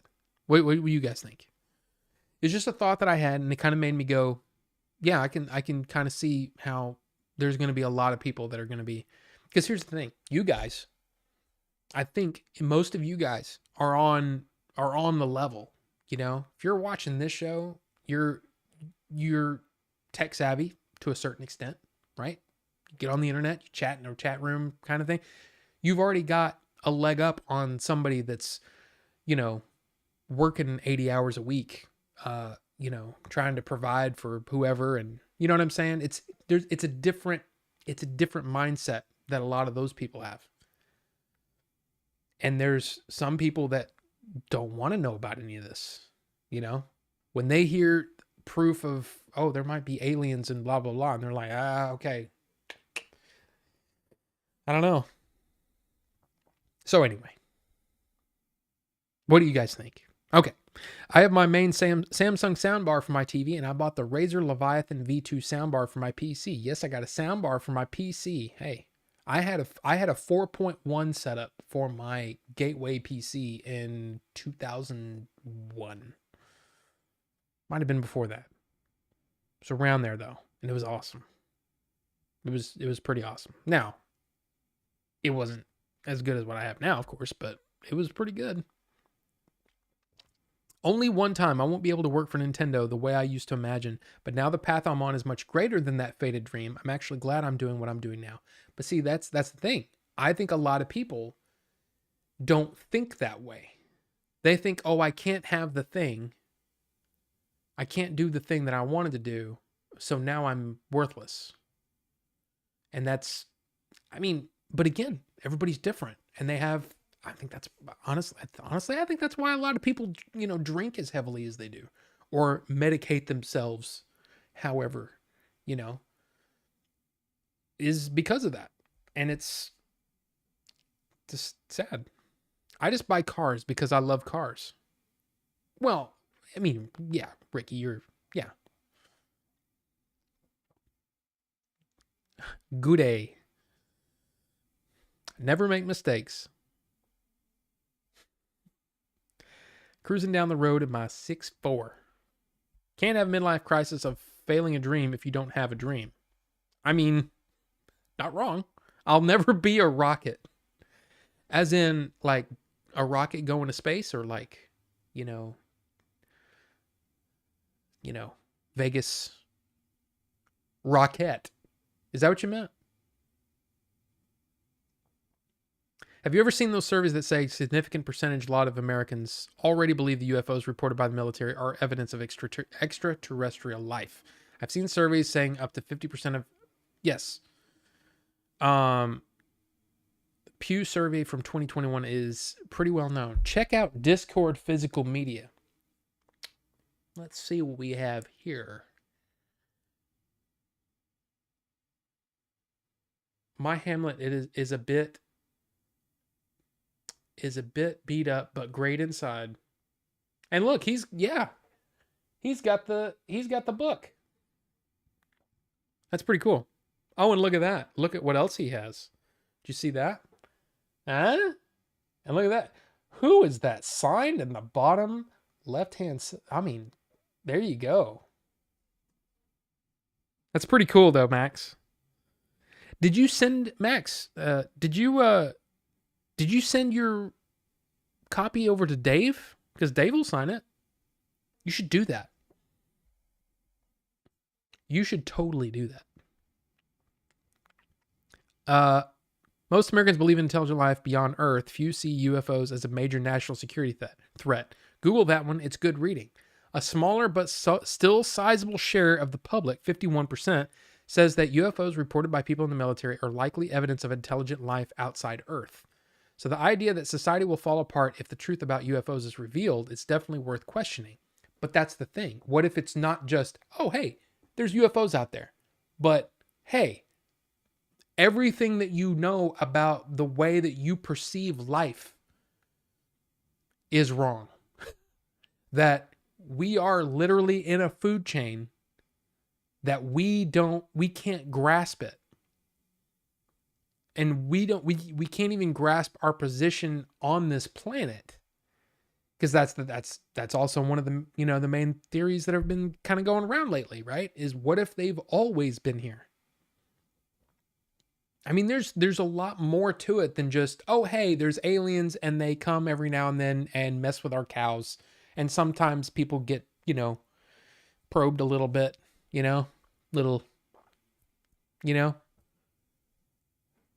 it's bigger than that, right? So what if it's bigger than that? What if the truth is actually bigger than, oh, there's aliens out there and sometimes they come by and say hi? that it's bigger to the truth of what's going on. Oh, by the way, for years there are two. I mean, I'm just guessing here, but what if there were two warring factions of NHIs, I'll say, and that one is protecting us from the others, and they've held us they've held them off for so long, but now it's getting different. Things are changing. And now we're going to have to fight some intergalactic war or something. I mean, who knows? Who knows what the truth actually is? I don't know the truth. If I did, you better believe there would be a video on Order 42 about it. Because I want to get that 100 views. You know what I'm saying? I want to get that 100 views. No, what I'm trying to say is, who knows? Who knows for sure what the complete truth is? Let's see, wait. A bit beat up, but great inside. Sounds like me. The idea that, oh, yeah, I already read that. Anyone miss Ghetto Blasters? Not sure about that. Thanks for the heads up. We'll ask him. Ask who? Ask who what? Not Gary. Welcome, sir. Good to see you. But yeah, I just started thinking about that. The whole idea of the way that we kind of take that thing, you know, that midlife crisis, and we go, yeah, life isn't exactly what I expected it to be. Like, how much worse would it be if, oh, by the way, we're food? Or we're being used just to contain souls or something. Oh, you ask him. Yes, you should. You should totally. You should totally. I think that'd be cool. And I mean, it might enhance your enjoyment of the film. Maybe. Yeah. I always knew I had a lot in common with Hamlet. I got Hamlet when working at Best Buy with employee discount, probably like 15-ish. Yeah.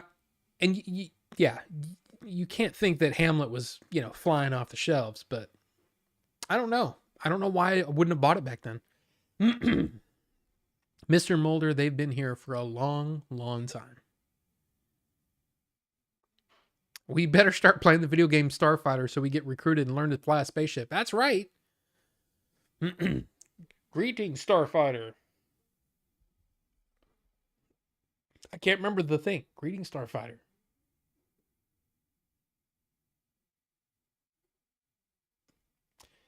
Kodan Armada against Zur and the Kodan Armada. But I can't remember the line there.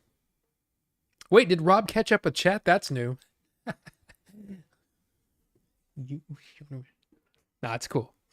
There are a couple that want to help us. Wait.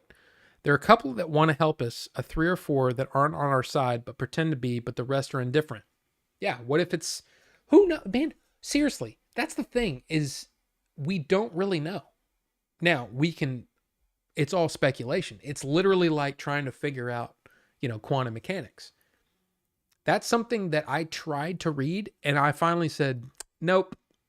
Because not only can my small, feeble brain not grasp what you're trying to say, when you start by saying, this is really a theory and we have no proof of it, then it kind of makes me go, well, then I'll read it when there's proof. I'll read it when there's actually, you know, a thing. But the alien stuff is a little different because it just intrigues the hell out of me. So, you have been recruited by the Star League to defend the frontier against Zur and the Kodan Armada. Is that it? You've been recruited by the Star League. Yeah, something like that. That's pretty close, right?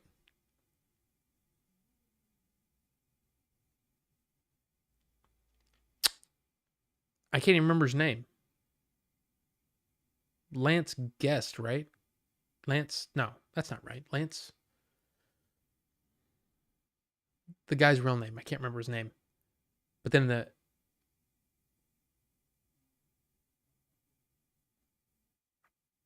yeah. It's been too long. That's on the list of movies to watch, and it's in the list there, you know. Lance guessed, and he still got it right. Lance Vance? You're gonna make me look it up, aren't you? Let's see. It is Lance guessed, isn't it? Yeah. I was right. Lance guessed. Wow. He looks different. Alex Rogan. Centauri is what I was trying to come up with. We die. Where's the freaking trivia or the quotes? Reading Starfighter, you have been recruited by the Star League to defend the frontier against Zur and the Conan Armada. Man. Dude.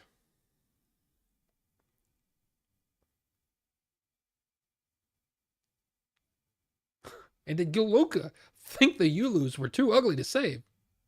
Who's Galuka? Never mind. Yeah, dude, that's a great movie. I need to watch that again. That was fun. It's a fun movie. Vice City? What do you mean Vice City? What do you mean? What do you mean, Ricky? What do you mean? But seriously, what do you guys think? Seriously. Like, do you guys think that it's seriously, it's just that? It's just, yeah, it's aliens and yeah, there's stars or there's, you know, ships flying around? Or do you think it's bigger than that? The UFO stuff is very different from trying to figure out quantum mechanics. When figuring out quantum mechanics, you do some good old physics. True, but you're still not getting to the final answer. You conduct experiments and analyze data. Yeah. But what I'm trying to say is the alien stuff. You don't seriously. I mean, are you playing the hi, I'm Bucho and I'm playing devil's advocate here? Because come on, you can't say, I don't know why you'd be moving your arms like that. You know, when I'm playing devil's advocate. Nobody does that. Does anybody do that?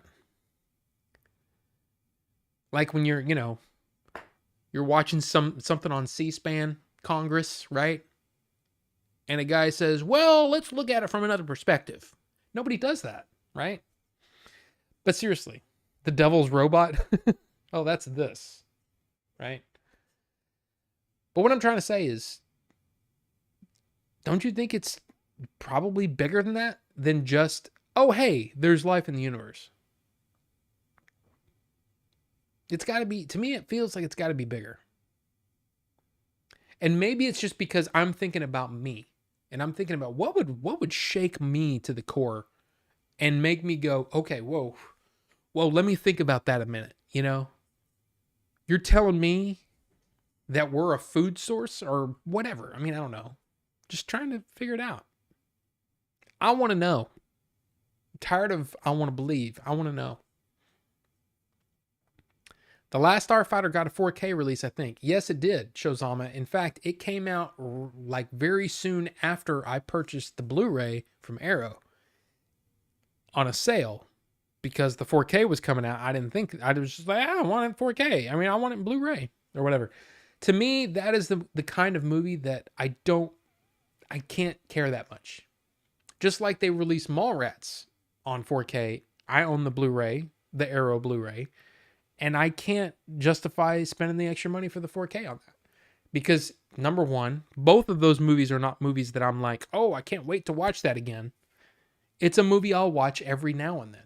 And I think the Blu-ray is just fine. That's where I draw the line. There are certain movies that I just don't need to upgrade to 4K.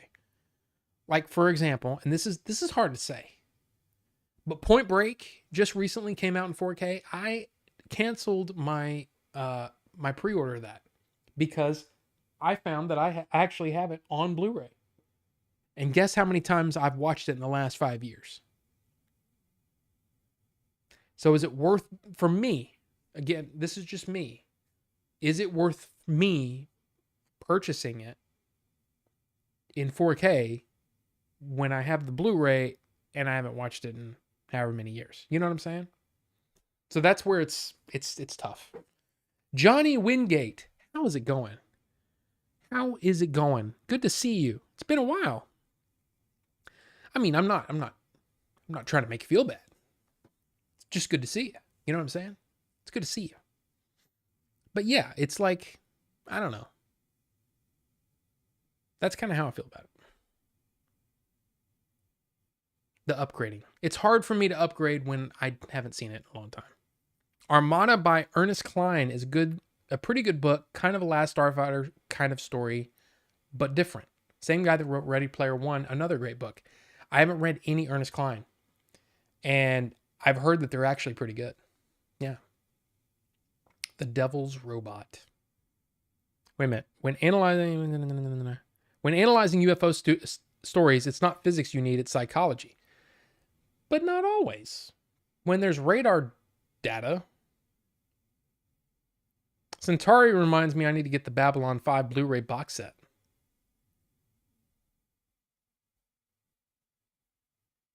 I don't know what that is. I know what Babylon 5 is, but yeah, I'm not a big... You know. Yeah, what did I just say? Type that out. The first thing to understand when analyzing UFO stories is the human mind, because we have no meaningful data to suggest that there are exotic craft in our skies. Only videos and pictures of blurry dots and stories. Okay.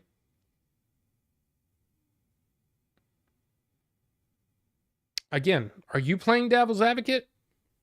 Or is this actually what you think? Because there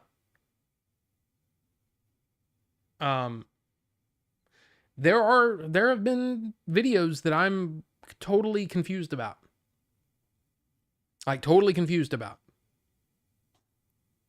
And that when pilots and, guys that run the ICBMs, when I hear these stories, I tend to believe them. So I like, what do you actually think about all that? You think, oh, it's nothing. I know you want to know, but I'm not allowed to tell. Oh, okay, Ricky. If there is one race out there aside from us, which there totally is, what would make anything think that's the only one? I'm sure they've all got their own ideas of us humans and what they will do. I think we are like a national park. They visit and sightsee, and there are some aliens stationed in oceans that monitor the wildlife, and sometimes they grab us up and check health like an animal. Yeah. Point Break was okay, I guess. I just never really got into it, but it's a good movie. It's been a while. I've heard Point Break was based on Fast and Furious. Yeah, it's just a bad Fast and Furious movie. No. And they wreck or abandon spaceships like we do cars. Did you like the animated Clone Wars? Johnny Wingate. I'm assuming you mean the original 2003 Clone Wars? If that's what you're saying, then yes. If you're saying the more recent one that came out with Ahsoka and all that kind of stuff, then yes. So basically, yes. But I will say that that original Clone, which I have somewhere. Do I have it down there?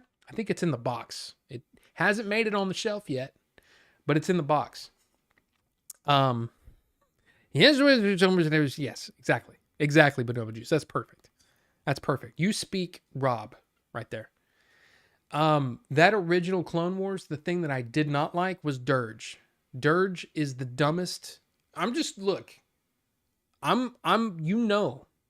You know that I'm one of those people that I'm very, if you like it and I don't, dude, then hey, I'm glad you like it. Or the other way around. If I love something and somebody hates it, I don't want them to try to tell me that, hey, this sucks. But I just got to say, I think Dirge is the dumbest idea I don't like it. It reminds me of the worst stuff that I've heard about in the expanded universe. I don't like it. But anyway, did I watch the animated fan film Battle of Heroes that came out, I'm guessing a few days ago? It's good. I have not, but it is in my recommended. I just haven't watched it yet. But yes, I have seen and heard about that. But yes, thank you, because I think more people should talk about it, because it sounds like it's awesome. So they basically took in fact, let's just look it up. I mean, I'm not going to play it because I don't know what's on it, Like if there's music and stuff, I might get claimed. I don't want that. Clone Wars remake, Battle of the Heroes. Let's see. Revenge of the Sith Duel gets animated remake. So there you go. Fans remake Final Duel from Revenge of the Sith in the style of Clone Wars. So yeah, go check that out. It is with great excitement that I present Clone Wars Battle of the Heroes. Witness the epic showdown between Anakin and Obi-Wan in the style of the Clone Wars. After years of hard work and dedication, I'm proud to present this reimagination of the iconic scene. Thank you everyone who supported us throughout this journey. I don't know if he's Scottish. Throughout this journey, you have all been so patient and encouraging, and we could not have done it without each and every one of you. But there you go. There you go. Thank you for bringing that up, Johnny. I think everybody should check it out if they're interested. So yeah. Let me see. Wait, let me go back. Patrick Swayze was a fine actor, but does anyone really rate him on the same level as Vin Diesel? Patrick Swayze was always one of those, yeah, he's fine. Yeah, he's fine. I never thought he was on, In fact, I never saw him in a movie that really made him act. Other than any more than, hey, you're the good-looking guy, whatever. I mean, I guess Point Break was a little bit of a departure, but then again, maybe it's not. I don't know. I like Patrick Swayze. He's okay. Patrick was inspired to act by seeing Vin Diesel. I don't know about that. On Google Earth, you can find what looks like a big hole in Antarctica and spot on the coast of and spot on the coast of California by Santa Monica that looks like an underwater base. I mean, I just think, and Bucho says down here, not playing devil's advocate, this is 100% what I think. There's not a single video released so far that suggests exotic craft. Okay. Then now I know. Just kidding. We don't have radar data which suggests exotic craft. We have claims, aka stories of radar data, which suggest exotic craft. I thought actual radar telemetry data has been released that show extremely fast acceleration speeds, up to speeds that would basically liquefy a human if the acceleration actually occurred that way. I mean, I thought that was actually released. I don't know.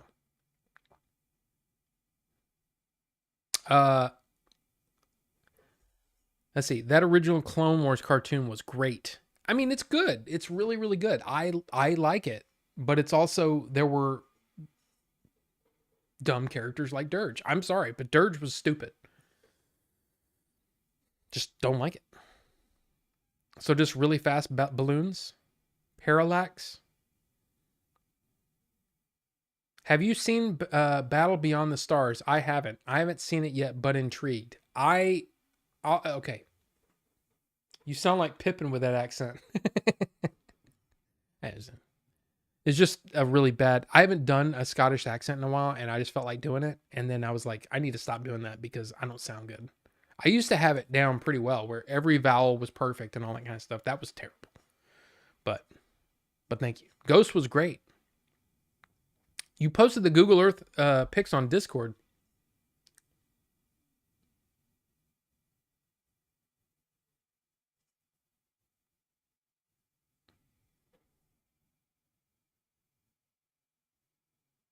Yeah. Explain that, Bucho. With your... Oh, and look, and you can even see my dumb face down there. Yeah, explain that. What does that mean? Just... I'm trying to think of the one that um um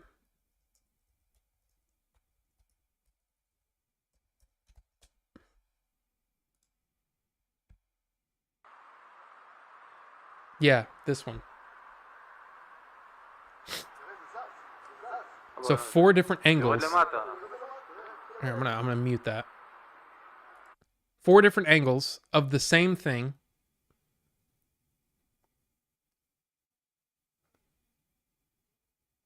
Over Jerusalem from January 28th, 2011.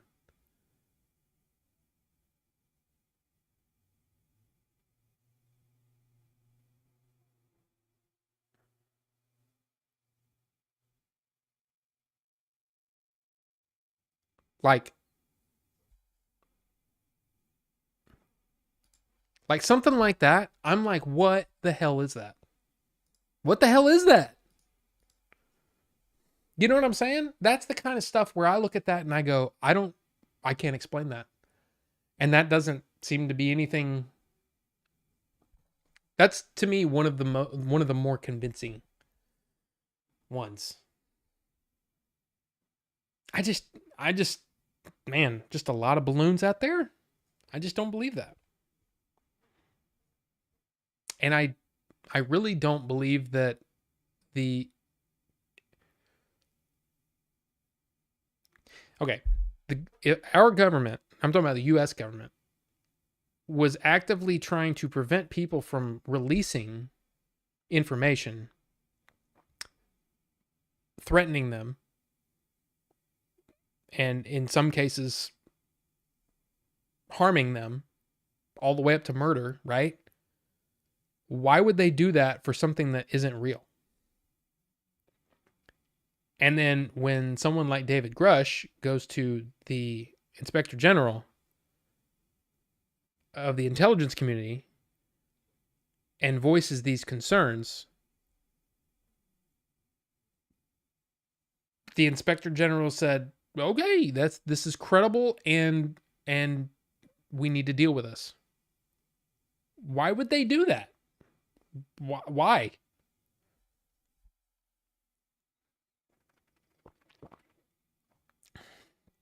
That thing was nuts, but I always wonder why the crap that have lights in the same way we do, what would be their need for them? I don't know. I don't know. But that's one of my favorite. That was one of my favorites because it definitely looks like four different angles. Nothing wrong with I can't explain that. The issue is when your brain converts I can't explain that to must be aliens. That's where ego is involved. Well, all I know is I don't understand why that thing fell. And I'm like 99.8% convinced it was aliens. So, you think that's my ego talking? Ego would have said, "No. I put that up in such a perfect way that there's no way that aliens could knock that thing down." That's ego. So, just saying. I think you got it flip-flopped. I'm kidding, of course. It wasn't an alien, it was a ghost. Get real. Okay. My bad.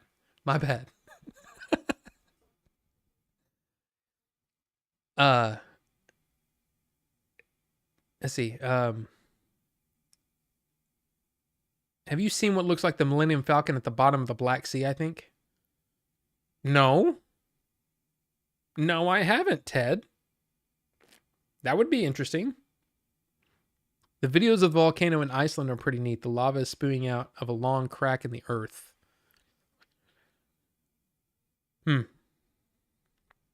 Unless the aliens are ghosts. Yeah, what if it's ghost aliens? Seriously. Alien ghosts.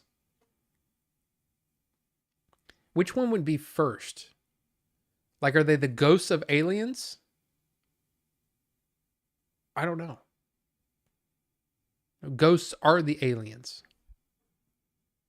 I think what would be interesting is the idea that the reason that we can't explain it is because we experience time differently than their capabilities are. You know? Wait, that came out wrong. Oh, I won't say that. Post it on Discord. All right.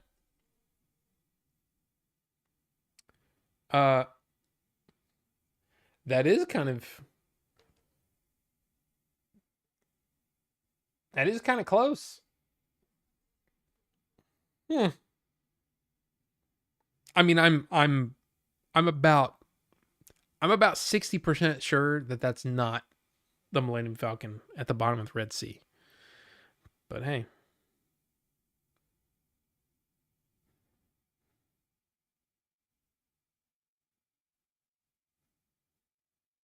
60%. Okay, 58%, sure. We're a young and dumb civilization, no way around it. We still just don't really know that much. Oh, I mean that's absolutely true. And it's, you go back to things like, the fact that there's still, for some reason, there are people on this planet that still think that the Earth is flat, which is like, but yeah, the Earth being flat, not, the sun revolving around us, all those kinds of things. I mean, there's a lot of things that point to the fact that we just don't know it all. And what if they're experiencing time, or that time is different for us than for them? That they are experiencing time in a different way, which makes it look like they're going really fast, but really they've just experienced time differently. And maybe that's why gravity doesn't seem to affect them the same way. There's a lot of interesting stuff. There's 100%. Looks like people, are those people dancing? What is that? Or party? Happy New Year, Oscar. Welcome. Good to see you. There's a lot of stuff going on. The Smash Brothers logo. Oh, there you go. That's what it was. Now that makes sense. I'm about 75.8% sure that that's probably just the Smash Brothers logo in the Baltic Sea. Just saying.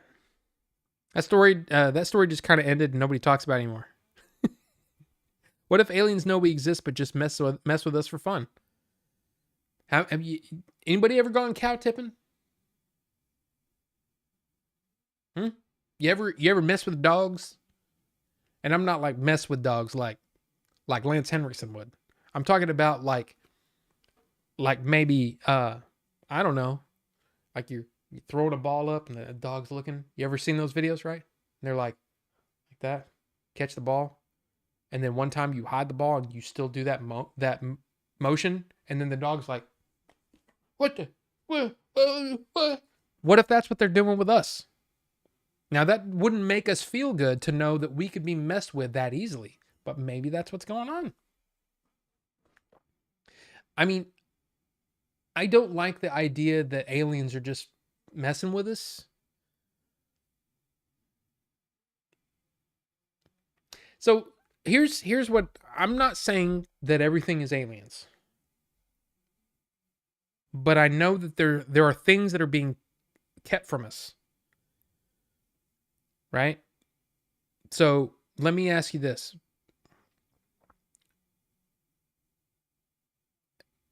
As a person that is dabbled, maybe a little bit more than dabbled, but you know some physics, you know some construction, Bucho. How are the pyramids built? Is it literally just throw a bunch of people at a problem? Some of them maybe not willingly helping, but you know what I'm saying? I don't want to say that word because I don't know if that's one of those words. But you know what I mean? Like, is that all it is? Is just sheer numbers of manpower building the pyramids? Or is there something else going on? Let's solve this tonight. You and me and everyone in here, we're gonna figure out what the hell the pyramids are and why they were built that way at such precision. I just, that's one of those things where I look at that and I go, there's something going on. Something that we don't understand. Or is it simply that over a period or when you're looking at time, over a period of 10, 15, however many thousand years, right? Did the technology get so good back then that they were able to pull that stuff off? And it's something that we just really can't figure out because of these ideas that maybe, like, I mean, a lot of people thought, oh, well, yeah, 6,000 years old or whatever, right? But it's not 6,000. It seems to be like around 13,000 years old. So if that's true,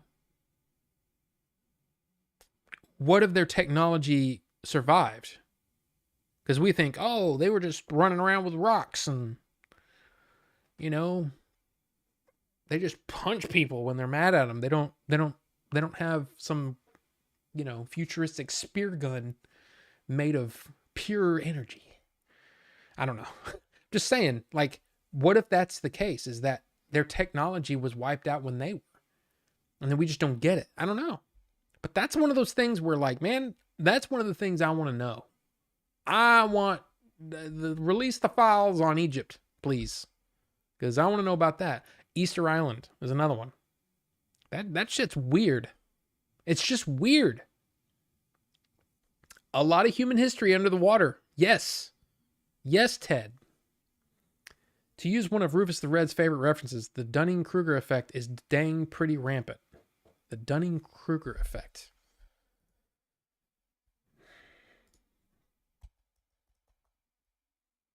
A cognitive bias in which people with limited competence in a particular domain overestimate their abilities. Dang.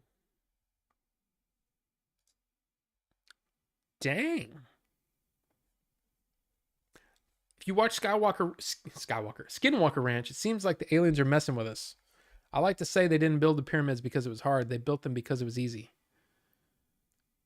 I mean, who knows? I don't know how the pyramids were built even with a buttload of free labor. It's nuts.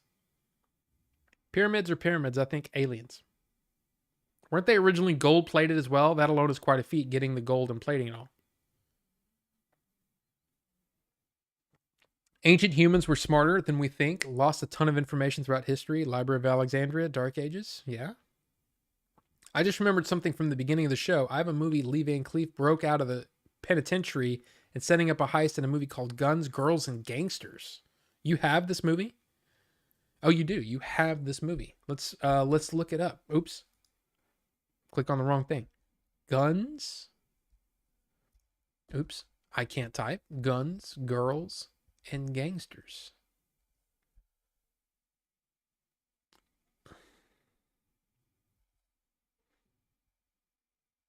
Look at that. 1959. Blonde Dynamite. Let's look at some images.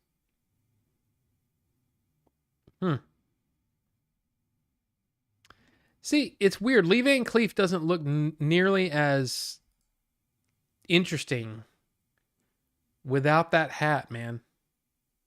I'm telling you, you put that hat on him. Seriously, one of the coolest. I mean, come on, dude. Come on.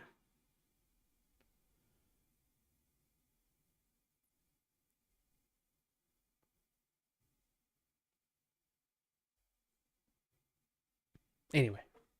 Dude. Holy crap.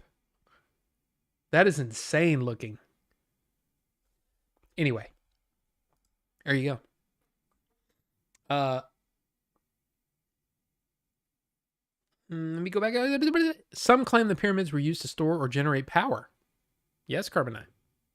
It's possible. Read The Giza Power Plant by Chris Dunn. That's what Billy said. On Blu-ray from the Marnie Van Doren Film Noir Collection. Shozama, I find it really interesting that you're really into classic cinema. And that, I think, is really cool. Because, man, especially when, some movies just don't pan out the way you want them to, you know, especially nowadays. Going back and watching some of them old movies, man, it's awesome. There's some great ones. And you're out, seriously, you're out of the past. That was fantastic. Great. They're a machine, not a tomb, but no idea what it did. The old civilizations had some pretty serious knowledge. Bummer we lost most of it. The Giza power plant stuff is nuts.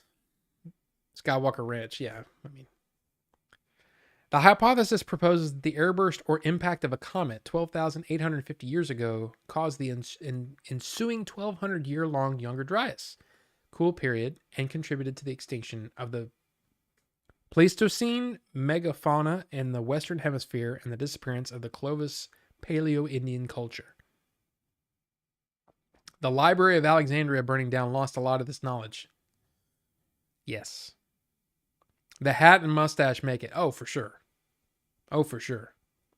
On a side note, I've been having these same conversations since I was probably 7. They never get old, right? They really don't. They really don't. It's so much fun. I love that stuff, man. Check Randall Carlson for more. Love me some old movies. Randall Carlson is a lot of fun. He spouts bollocks, but it's very fun bollocks. Yeah, and the thing is, you know, I'm not sitting here trying to say, like, hey, Bucho, if you don't believe in crazy stuff, then what the hell's up with the Egyptian or the pyramids? It's kind of like, seriously, it's like, how do you think that they did that? Is it simply a matter of a ton of people getting together, again, some willingly, some not so willingly, to build this thing? Is it more of a matter that we really don't have a concept of how advanced they actually were? Or is there something else involved? Because it is, I mean, some of the precision in the pyramids is the stuff that makes it blows my mind. And I just never, and maybe it's just the fact that we were taught growing up that the Egyptians weren't that advanced. But the fact that, you know, there's these like precise right angles and the way that they line up with constellations, like very, very closely. And it's just, I love that stuff. I think it's amazing. I think it's just, it's fun to think about that stuff. And there's also, I get what you're saying though about ego, is because a lot of times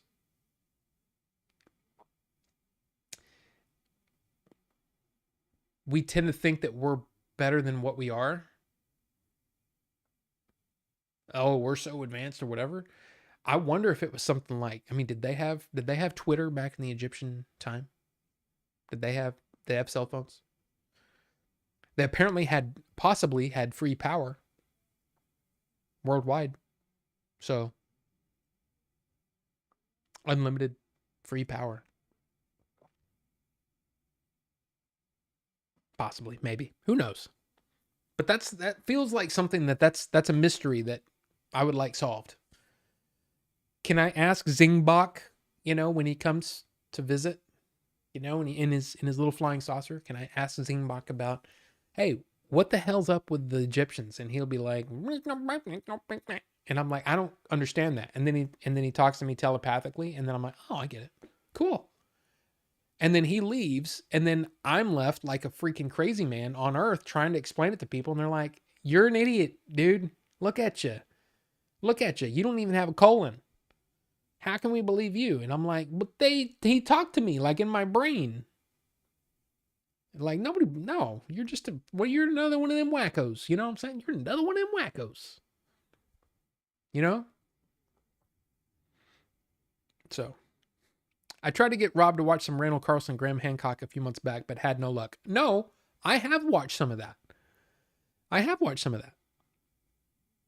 They were on Joe Rogan, right? And they talk about the clip that keeps coming up on like a lot of different things is it's Carlson, right? I think talking about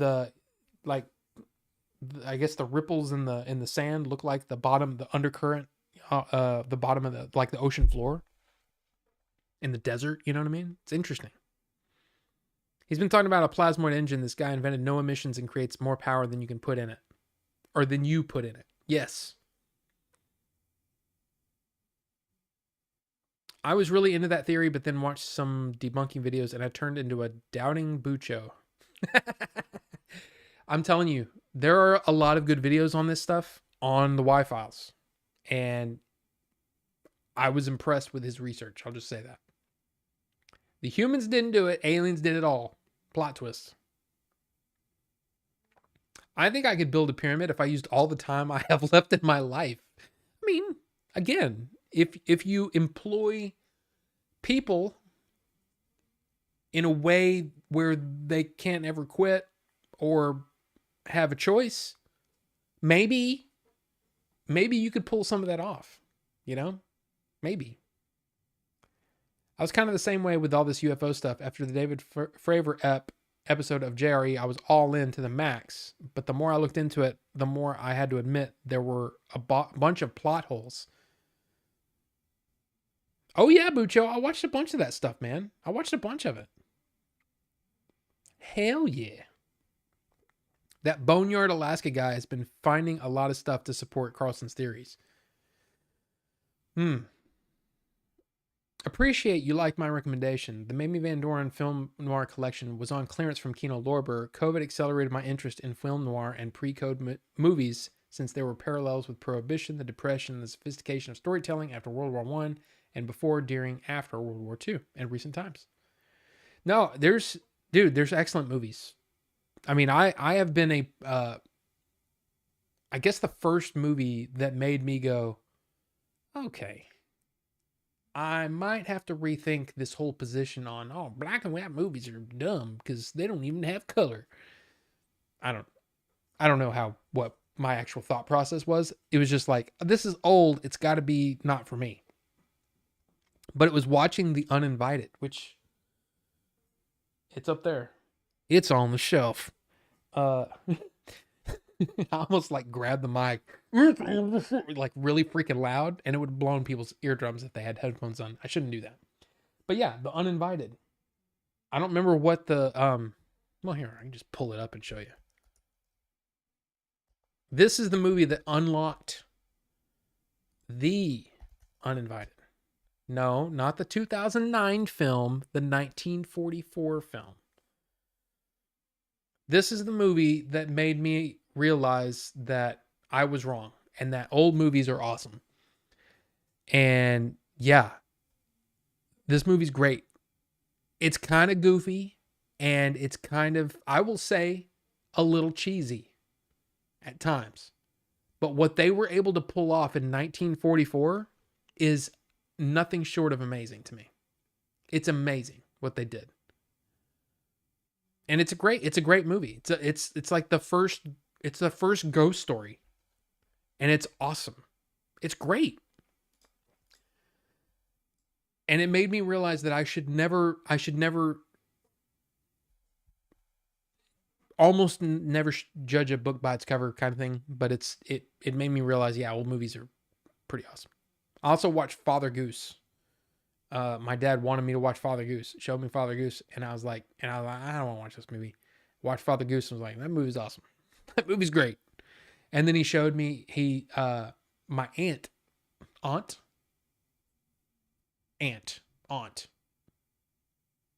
my father's sister showed me The Uninvited and made me go, that movie's good. Watch Father Goose, boy. No, he just was like, hey, you should come watch this with me. And it's one of those things where, you know, he bugs you enough and you're like, I love my dad, but okay, fine. You know, it basically wore me down. Zingbach is busy, okay? Well, hey, explain it to me, Zingbach, please. Please. I watched debunking of those UFO vids, Go Fast and Tic Tac, but they didn't convince me. Yeah, I just don't, there's too much. It's too much that there's, okay, here's the thing. I just want to know. I want to know if it's BS or not. And right now, I don't have enough information to convince me that it's not. don't have enough information. Yes, I believe that it's real, but I also want to know if I'm wrong. And I'm okay with being wrong. And that's the thing. That's the thing that I think everybody should teach. It's one of the fundamental things about science is that you have to be able to understand when there's information that goes against your viewpoint, that it's not failure. I mean, it could be, especially if you were way off. But more, it's a learning experience, and that's how you get better. That's how you learn, is by screwing things up. You know? Failure is the greatest teacher, someone once said. But seriously, like, come on. So this idea that everybody has to be right, and it's one of the biggest major problems in science today, is that scientists are being paid enormous sums of money to find the truth, but only up to the point where their financial backer, you know what I mean? It's like the financial backers are basically said, hey, do this science, but basically show us in a good light. That's not science. That's some sort of weird promotion thing. It's not even science anymore. And then when people have such an ego about their own ideas that they're not willing to admit when they're wrong, that's a problem. And this has been a problem as long as science has been around. But science at its base level is, hey, you have an hypothesis, you test that hypothesis, and if someone gives you information that basically proves that hypothesis wrong, then you have to change your hypothesis to fit the new information that you got. I believe that there's information to be released that will give us more data on this situation, and they are preventing us from having it. And the only reason that they would prevent us from having it is because there's something about that data that is either very unflattering to them, which is possible, or it could be very damaging to any number of economical parts of the system, you know? It could show our entire defense, these defense contractors, show them all in a terrible light. It could show the government in a terrible light. It could, I mean, there are a lot of other things that are at stake here. But I think mostly, I think there's something else. There's something else going on. And there's more that we don't know, and I want to know. So there you go. Rob's a liar. He has no colon. No, I don't. I mean, I don't have colon. I mean, I have like 4 inches or something like that. But anyway. Maybe they were not free laborers and were visited and decided to dedicate their lives to the greatness of the visitors. Could be. New conspiracy theory. Rob is an alien in disguise and is trying to make us think he's human. I can't prove it, though. Well, I mean, yeah. Do you think I would... That would be terrible, because I would be the dumbest alien. Maybe oh man, that might be a good story. It's kind of like the ugly duckling, right? It could be like the dumbest alien, right? Like big fish in a small pond kind of situation, right? Like what would happen if we sent the dumbest alien to Earth? Like he's literally an idiot on our planet, but to them, he might be like a god, right? That would be kind of an interesting, that might be an interesting story. And if you end up writing that story, just make sure you tell everybody that you got it from Order 42. But that would be kind of funny. The dumbest alien. I don't know. Got to remember, they didn't just build one pyramid, they built 2 at the same time. That's right. Why build one when you can have 2 at twice the price? Could also watch Manos and realize there are There are old duds too. Watch Father Goose, boy. According to historians, anyway, but they try not to talk about that. Oh, right. All this alien talk made me want to rewatch The Day the Earth Stood Still. They live in Forbidden Planet. Shozama, that's one of the situations. And I mean, again, I don't mean to, point out taste in movies or anything like that. But for me, that's one of those situations where when it comes to old special effects, man, I have a hard time. And a lot of it is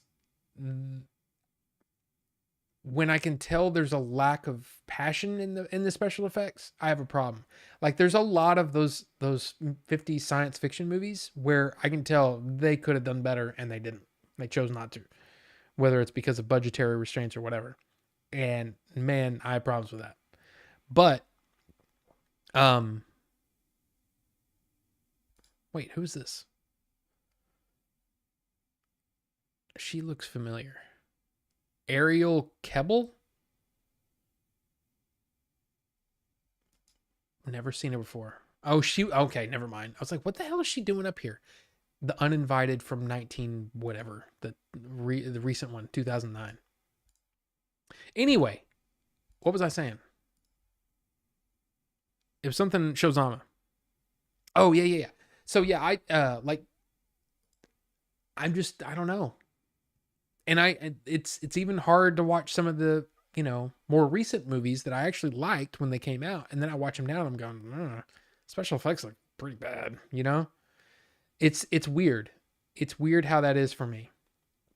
But like Day the Earth Stood Still and stuff like that, the 50 stuff, the Blob and, all that kind of stuff.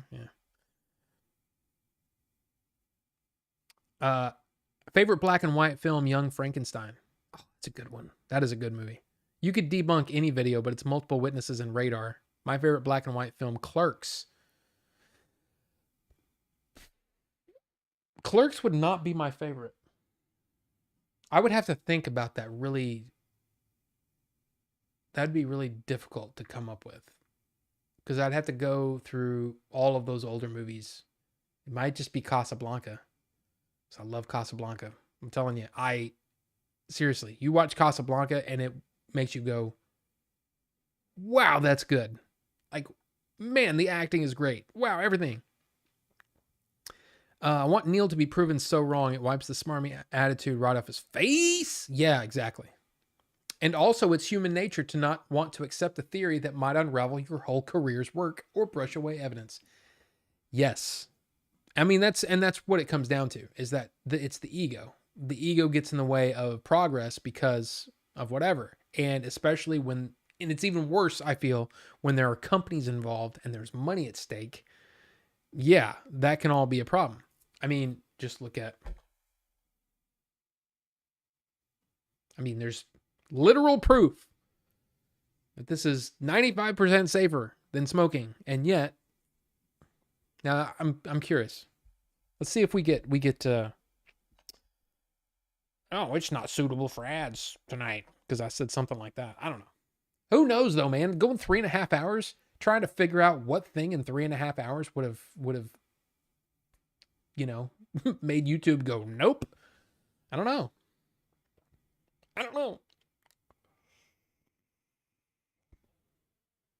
I used to be a huge Kevin Smith fan, but Hollywood has changed him.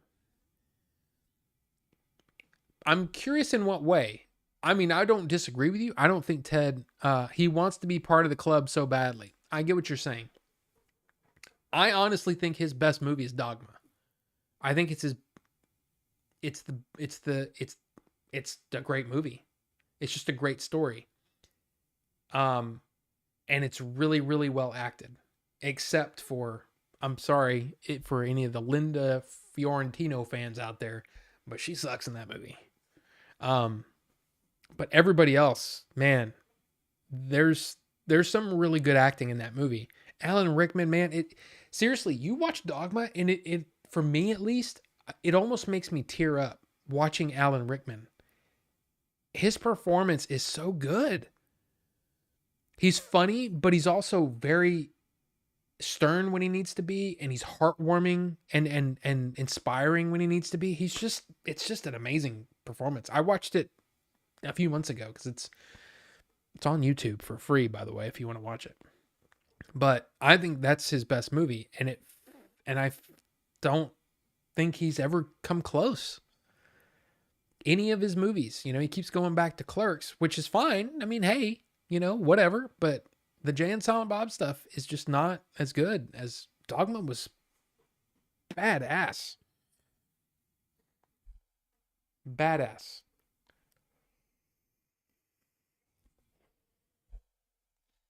I was 100% all in after Forever told a story on Jerry Lex Fighter Pilot podcast. I didn't want to take the stuff which called his account into question seriously, but there are just too many plot holes when you do a deep dive on that story. When you go full Sagan, there's just not a whole lot there. And that's true. I mean, and I totally understand what you're saying. I'm not saying Fravor is being dishonest, but yeah, there's proof. It's the burden of proof is on the people making the claims, and so far the proof has been somewhat shaky. There is some radar data for some of these stories, though. But I mean, who knows? There's just a lot being covered up, and I want to know why. And if it's simply, Lockheed Martin has had this whatever for, and it's literally, it would surprise me if that was all it was. I'll just say that. If it's only that a company like Lockheed Martin would be sued into the ground by many different defense contractors if it came out that they were given exclusive rights or exclusive access to these crashed aircraft, and that's really all it is. But I suspect it's a lot bigger than that. I suspect that there's not just that, but there's been a government cover-up because of that. But then people threatened that they were going to release the information, and maybe they were, hey, you better not. We're going to freaking kill you, or put your head in a bag and mail it to the Zimbabwe or something. I don't know. I just know that there's more to it. And I want to know what the depths of that cover-up is. And then is it simply, yeah, there's been some aliens here, but they're just checking us out? Or is there something bigger than that? And they're trying to prevent something, I don't know. Only an alien would have that many books. Make that movie. You're talking about the dumbest alien. That movie would be hilarious. It would I just don't know. It's almost like, I'm trying to think. There's not really a good example here on this planet. There's not a, there's not a way to do it, because it seems like it could only be funny to the aliens. Like, what if that's what happens? The aliens come here and they go, we really like your films because your films are good. We want to make a movie called The Dumbest Alien. And the thing is, you guys aren't going to get it because you're not as smart as our dumbest alien, but it's going to be hilarious to us. So again, would The Dumbest Alien be funny to humans? I don't know. Or if it would only be, time travel doesn't work like that. Those stupid humans. You know what I mean? Like, because that's really what it would be. It would be basically the aliens making fun of the humans. And how dumb we are. And how, they think time is set. Or whatever. I don't know. SET, stupid extraterrestrial. The Rob? Let's see, wait, whoa. There's a movie from the 80s called The Uninvited where a cat comes out of another cat's mouth, goes on a rampage.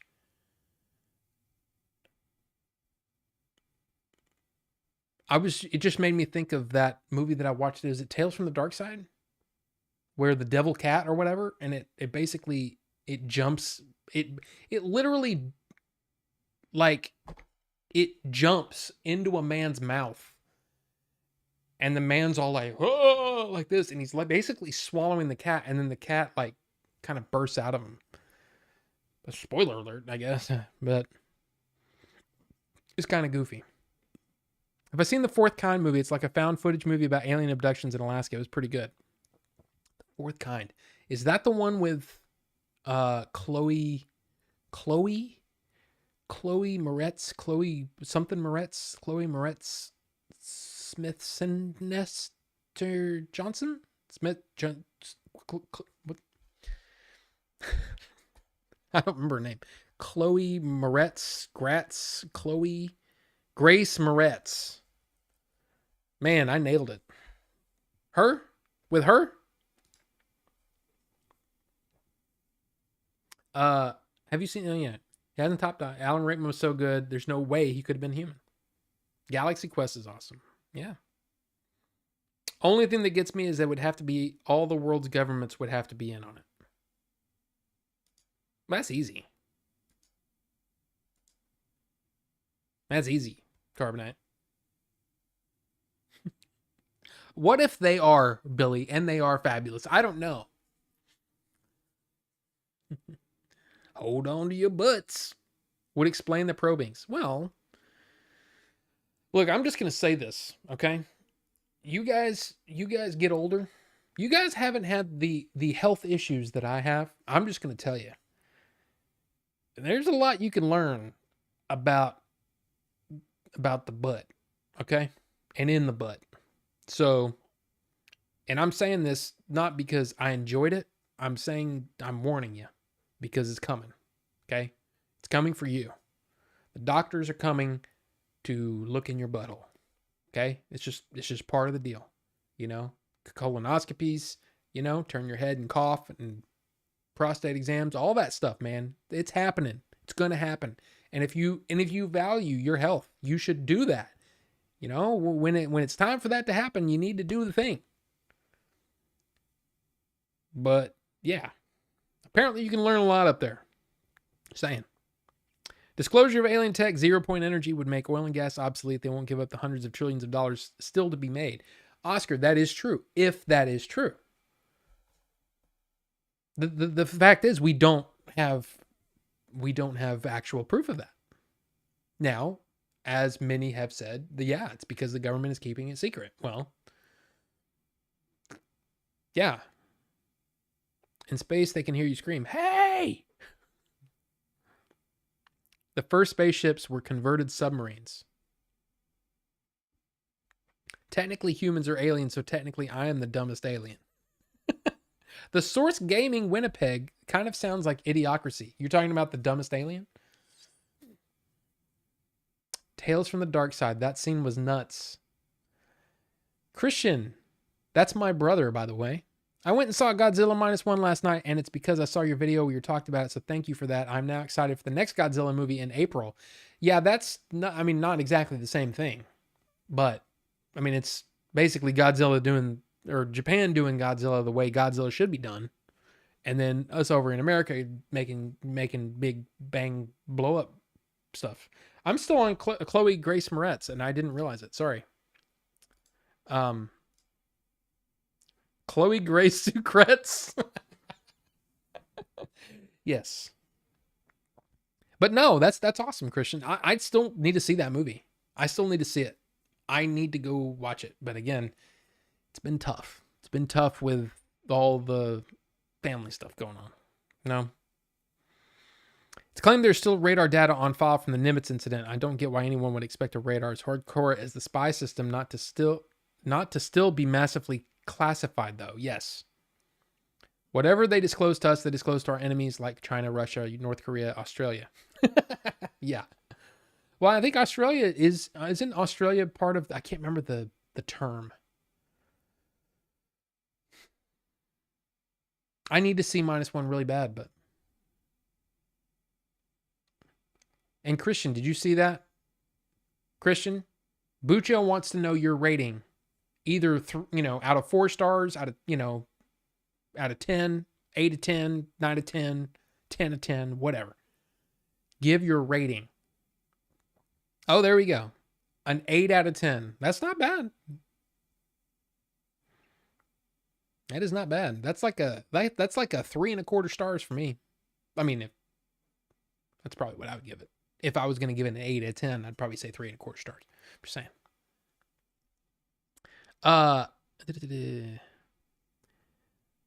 What in the butt? Yeah. The last thing we need is those dastardly Australians to know your defense tech secrets. I had a doctor stick his finger up my butt once because I was pooping blood. I actually pooped on his finger. I could tell he was pissed. That's a thing. That's a thing. Wow.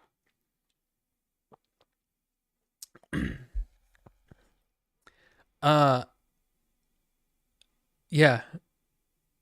A 10 minus 1. Five Eyes. Oh, besides Star Wars, what sci-fi movies with aliens do you like to watch? Recommend.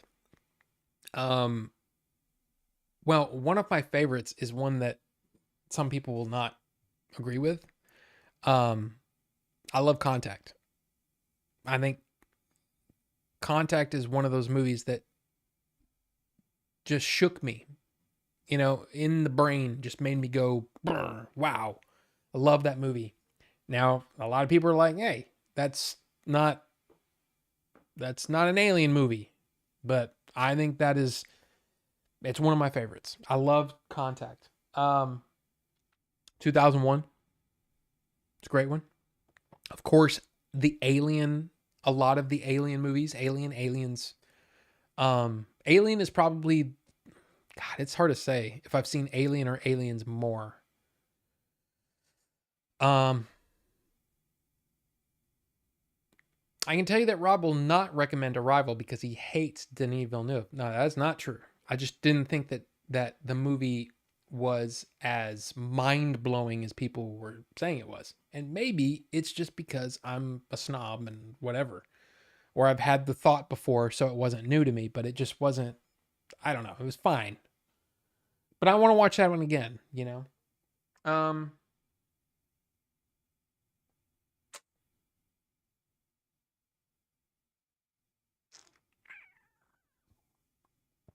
Alien's the big one, though.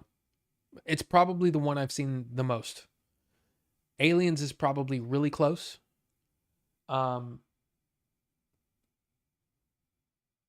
Dude, Close Encounters was great. I enjoyed that one a lot. So yeah, that's probably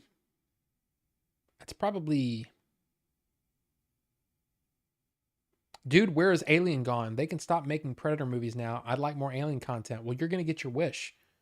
Because, look at this. Alien Romulus coming out August 16th. Alien is greater than Aliens. I agree with you, Melvor. I do. I agree with you. And good to see you, by the way. But, and also, there's an Alien series coming out on Hulu? FX Hulu? Probably in 2025. But yeah, I'm really excited about that one too. It's got Timothy Olyphant in that one, and I'm excited for it. But I think that's what they said is 2025. Yeah, Aliens is Familian is greater than Aliens. I don't know about that, Bucho. But I think Alien is a better movie. But that's just me.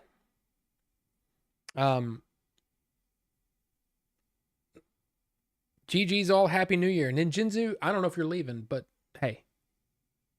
Happy New Year to you too.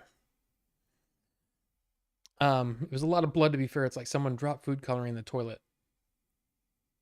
Yeesh. I thought I was dying, hence why I allowed the finger in my butt. Well, I thought they were going to cut my pee-pee off. My dilly. Not blue dilly. Not hashtag blue dilly. That's not me. That's Watchmen. But yeah, yeah. I understand. I understand the thing where you go, okay, do whatever you got to do, because yeah, I'm in pain. I get that. Fire in the Sky. Fire in the Sky rules. Communion was an interesting one. That's one. Ted Melvor said that he liked Communion. I haven't seen that. Intruders, the movie, freaked me out as a kid. It was a TV movie. Intruders, the movie. Invaders from Mars. Let's see. Sorry to rehash the one crazy fact about the pyramids is that the largest granite stones in the King's Chamber weighed 40 to 80 tons and came from more than 500 miles away. That square painter guy Rob had on recommended Intruders also. Need to check it out. Yeah, Wayland Yutani. Keeb. What? Keeb? What is Keeb doing here? When is your next bad movie viewing video being recorded? I'm not sure. We're going to see if we can get together on Thursday. I may or may not be able to go there. I don't know. I don't know what the plan is. Like, I thought Keeb passed. Is this a ghost thing?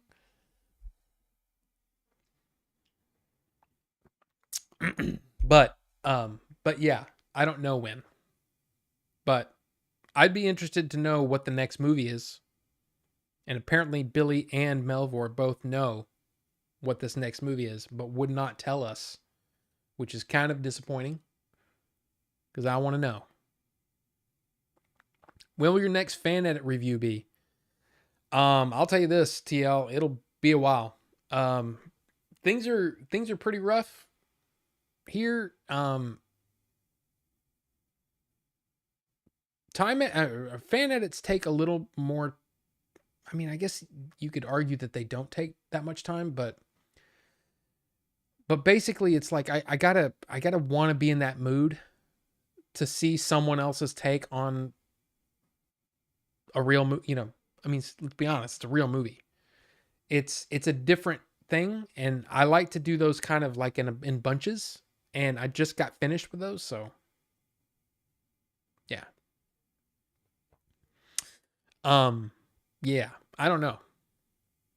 What's next? Jimmy Hoffa versus the Shadow People? Know what I really want? A game called AVP Extinction to be remastered on new gen consoles with DLC support. All right. BC, what's going on? Oh, that's what you were going to ask what the next movie is? Do not underestimate Keeb the Joking Gamer. Okay. I guess not.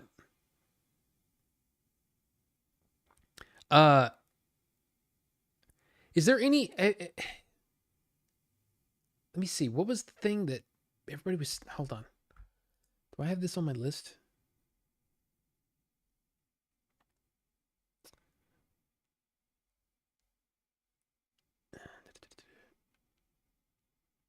Okay, maybe not.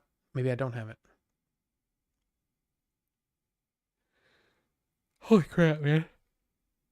Excuse me. Well, I'll say this. I don't know what is going to happen in the next few days with my in-laws and all that kind of stuff.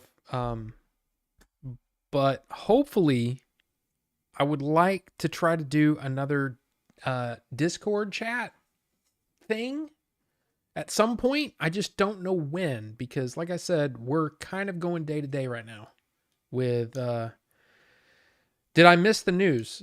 Wraith, the news is there is no news. There really is no news. Seriously. There's not a whole lot going on. I mean, I think the only thing that got announced today was that Jack Black is joining Jason Momoa in Minecraft. So they're making a movie about Minecraft. Jason Momoa is in it, and Jack Black is going to be in it. So, yeah. And January is kind of dead for movies. No, there's some interesting things coming.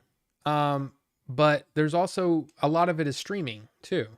And like January 10th, so next week is Echo. I don't know if it's going to be any good, but all I know is the trailer looked awesome. How about just doing another 6 hours? When is Furiosa coming out? Here's a bunch of them. So Night Swim, which I don't know about that one. But Argyle comes out February 12th. Madam Web, February 14th. I think that looks like crap. Dune Part 2 comes out March 1st. Very excited. Kung Fu Panda 4, March 29th. Along with Ghostbusters Frozen Empire, which I'm excited to see. I don't know if it's going to be any good, but there's your Godzilla and Kong, the new Empire. Christian, if you're still here. That comes out April 12th. Imaginary Friend, if it's Ryan Reynolds. And I got to say, watch the trailer. The trailer looks like it actually could be good. That comes out May 17th. Furiosa, May 24th. Along with Kingdom of the Planet of the Apes. June 7th, the John Wick spinoff, Ballerina. Bad Boys 4, June 14th, along with Inside Out 2. Then A Quiet Place Day 1. Despicable Me 4, July 3rd. July 19th, Twisters. Or Two Twist, Two Ers, Two whatever. Toosters. TWO. That's what they should have. Tooster. I don't know. Any Deadpool 3, July 26th. Borderlands, August 9th. There's that Alien Romulus. Kraven the Hunter, August 30th, which I'm still interested in. I could be crap, but Beetlejuice 2, Transformers 1, Joker 2, Venom 3, Gladiator 2, The War of the Rohirrim, The Karate Kid, which we talked about with Jackie Chan and Ralph Macchio, December 13th. So yeah, there's so far some of the bigger movies. I mean, of course, there's a lot of movies on there that are not, or there's more movies not on here than are on here, but there you go. So yeah, no more 6 hours. Kung Fu Panda, the Dutch cut. A Twister 2, yes. And I think it has Glenn Powell in it. So, yeah, there's a lot of this stuff we haven't seen much about yet. We should do a Get Leon to Texas so he and Rob can watch Dune 2 together fundraiser. He would hate that. He would hate that. I don't know, man. Dune 2 looks awesome. I don't care who you are. That movie just looks awesome. Ballerina with Ana de Armas. That's right. Yeah, Gladiator 2, but I mean it's who's in it now? I mean, I know there's what's his face? Denzel Washington. There we go.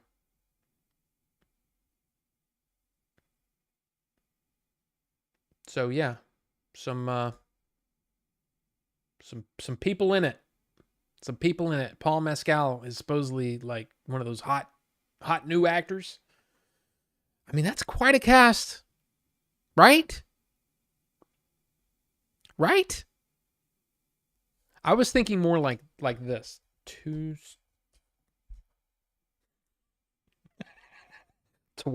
People would be like, I want to see that Twoster.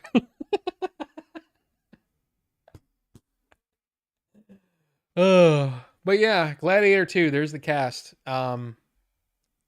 It could be awful, but it's Ridley Scott, so you know I'll be I'll be there. I'll be there. Twister? Borderlands, what's up with that? I've not seen anything about it. I mean, all we know is that it's Cate Blanchett and I mean, there's a here. Borderlands cast.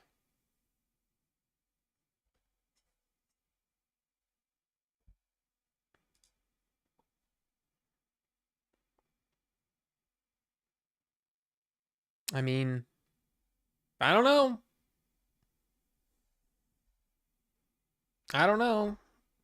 Like, I don't know if you know some of these people. I sure don't. But I mean, I don't know. Dang it. I keep doing that. Stop doing that, Rob. Son of a bitch. I definitely don't want to pull up something that's going to play a bunch of ads or trailers because Netflix claimed my freaking stream that time. Matt Lucas is a weird dude. I've seen him in a few things. Matt Lucas. Was he in the Gladiator thing? I missed that. Yeah, Gina Gershon is kind of getting up there.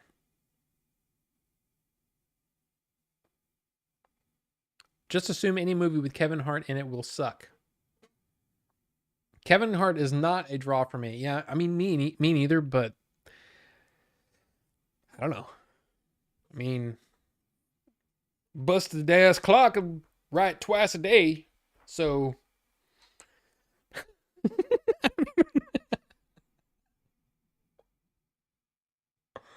I need some sleep is what I need. Borderline starring Madonna. What celebrity is not a draw for you? Mark Wahlberg. For me, absolutely Mark Wahlberg. It's kind of like, when there's, when I see Paul Giamatti in a movie and I'm going, okay, what's the premise? Oh, it's got Paul Giamatti in it. Okay, well, I might want to check that out. It's exactly the opposite from when Mark Wahlberg is involved. When Mark Wahlberg is involved, I try to find reasons not to watch it. It's just the way it is. And yeah, The Rock has gotten that way for me too. Excuse me. The Rock has definitely gotten that way for me. I was surprised how good Get Hard was. I think I saw that and was kind of like, it's fine. Like, there is, the thing that gets me is when somebody becomes like a superstar, like an absolute superstar, right? And you're like, but how? Based on what? Like, how did, I don't understand how Kevin Hart got to be such a big deal. Like, what was it that made everyone go, oh my God, Kevin Hart. I don't see it. I just don't see it. Mark Wahlberg, Boogie Nights. Absolutely. And I thought he was actually really fun in Ted. Daddy's Home, never saw. The Fighter. The Fighter was pretty good. It's a Transformer in the voice of Mark Wahlberg. I won't watch or not watch a movie because of Hart. He can be pretty decent in the right movie, but he's always kind of the same. Yeah, like I'll say this. I kind of agree a lot with the Rock being in it, and then you've got The Rock and Kevin Hart, and it's kind of like, eh. But you know what? Those Jumanji movies are actually pretty fun. They were actually pretty fun. So, was nice when The Rock played characters instead of just Dwayne Johnson, but you could also say the same thing about Ryan Reynolds. And a lot of people, Ryan Reynolds is another one of those actors that some people, when you say Ryan Reynolds is going to be in it, they're like, okay, I'm done. I don't want to see a Ryan Reynolds movie. So yeah. By the way, I got that bubble perp in here. I didn't yell it, but I do have that bubble perp in here. I still haven't gotten through the last few bottles of liquid, so yeah. But I'm telling, dude, I'm serious. Wraith. Anybody that doesn't like Ryan Reynolds, I almost said Ryan Johnson. That's a much different Ryan. And some people would just start getting angry at me, But if you Ryan Reynolds, go watch the trailer for that If. I thought it looked really good. It looked like something like Monsters Inc., but it looked like it could be good. It could just be cute nonsense, but you think Will Smith's career is done? Well, I mean, he's in Bad Boys 4 this year. And no, I don't think he's done anyway. The guy is talented, but he just may not be the crazy superstar. Free Guy. That was a really good movie. You got to go. Well, TL Edits. Have a good one. Good to see you. But yeah, there are definitely a lot of actors out there that will just turn people off completely. Like I wouldn't be surprised if Adam Driver was one of those people. That when they see Adam Driver, they're like, okay, You know, maybe they don't like his face or something. I don't know.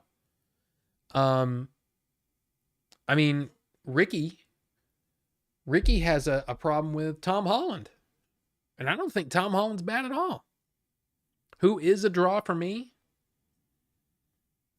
I'm trying to think. Okay, who would be the biggest draw for me right now? Leo. Brad Pitt. Usually, if Brad Pitt's in a movie, I kind of at least want to check it out. Idris just plays Idris. I love Idris Elba. I think he's great, but he's also been in some not so great movies lately. But let's see.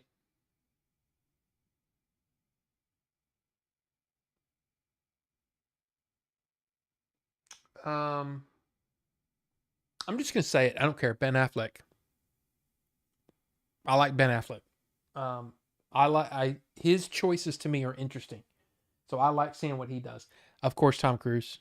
I mean, I know, but man, the dude brings it. Um, Trying to see if there's anything that just sticks out to me. You know what? I'm gonna say it. Ryan Gosling. Ryan Gosling is one of those where, again, I at least want to check it out. It may not be for me, but I at least want to check it out. Rob Schneider, though, really? Everybody, did you see that Patricia is here? Your biggest draw should be Jesus. All others are false idols.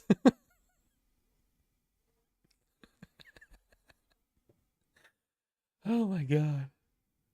I just remember Kevin Hart as Patrice O'Neal's punching bag on Tough Crowd on Comedy Central. I never saw that.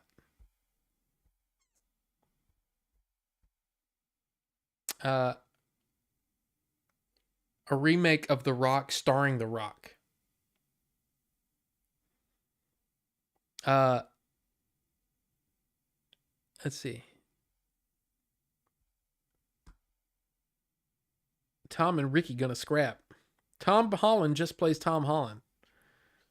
Maybe. Oh, dude. One of my favorite actors right now. Timothy Chalamet. I'm saying it.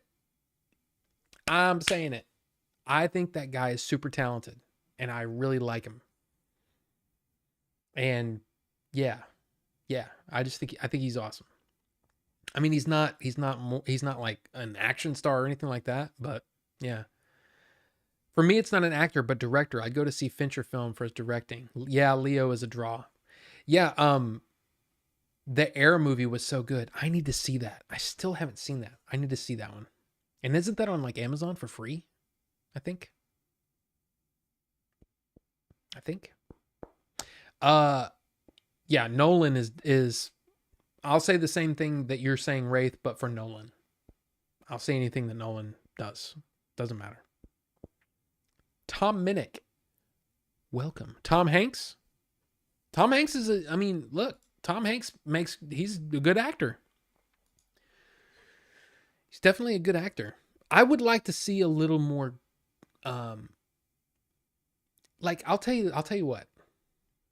I love Robert Downey Jr. in Oppenheimer. It would have been really interesting to see Tom Hanks play the role that Robert Downey Jr. played.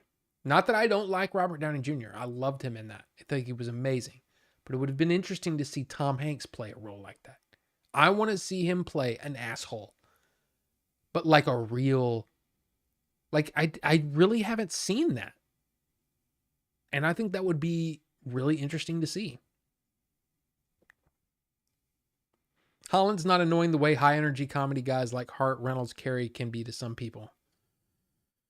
Holland's just bland. I still need to see Tenet. Tenet is one of those movies where it's definitely an interesting idea.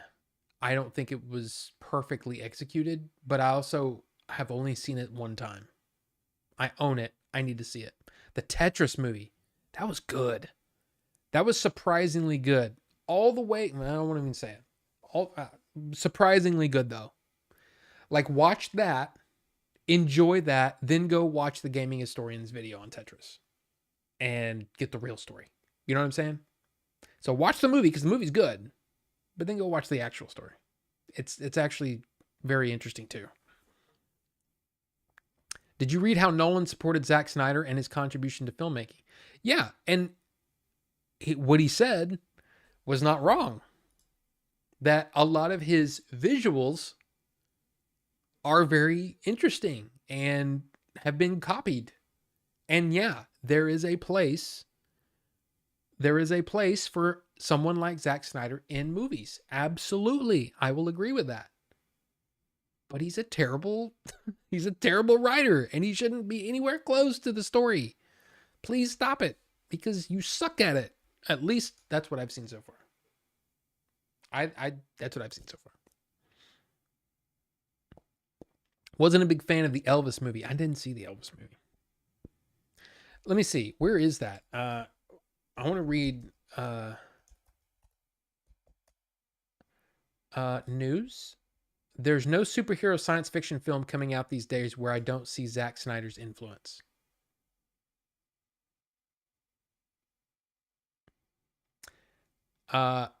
When you watch a Zack Snyder film, you see and feel his love for the potential of cinema, the potential of it to be fantastical, to be heightened in its reality. Oh, I should probably just, but to move you and to excite you. He's always believed Watchmen was ahead of its time. The idea of a superhero team, which is so brilliantly subverts, wasn't yet a thing in movies. It would have been fascinating to see it released post Avengers. But see, to me, this also reads very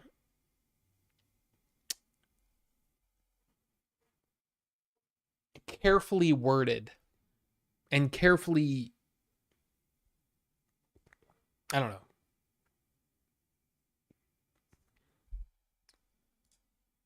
To me, okay, I'll put it to you this way.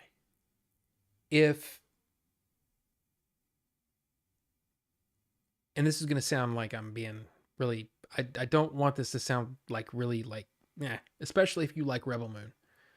But I think if Zack Snyder had half of Christopher Nolan's storytelling ability, he would be much more welcome in Hollywood circles. I'll say that. He would be huge. Because I think Zack Snyder has a visual storytelling style that I think works. You will never hear me say anything bad about the way that he builds a world and all that stuff, but I wish he had half the talent that Christopher Nolan has for storytelling. That's just how I feel. I think he's kind of bad at it. That's just me. That's my opinion. I think my favorite Tom Hanks movie is possibly Finch. I'm not sure, but it's pretty close to the Da Vinci trilogy for me. Nolan loves Snyder. Game recognizes game. Christopher Nolan also recognizes the true greatness of MacGruber. Why do directors think they're writers now? I mean, it's a good question. It's why Man of Steel was so good. Both Nolan and Snyder worked on it. Well, yeah. Yeah. But they had a writer, you know. Wasn't that Goyer that wrote that? So, did you guys feel the director's love when you saw DB Cooper versus the Sasquatch? Did I feel the love? No. I felt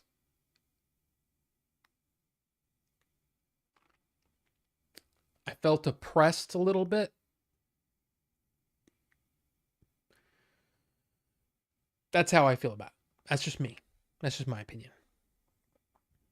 Neil Blomkamp needs to friggin' make District 10 already. I mean, yeah. He would be on their level, but he's not there yet. The one weakness of Snyder's visual style is he doesn't use enough slow motion for me. Can you imagine if Zack Snyder and John Woo decided to make a movie together? It would be 17 hours long.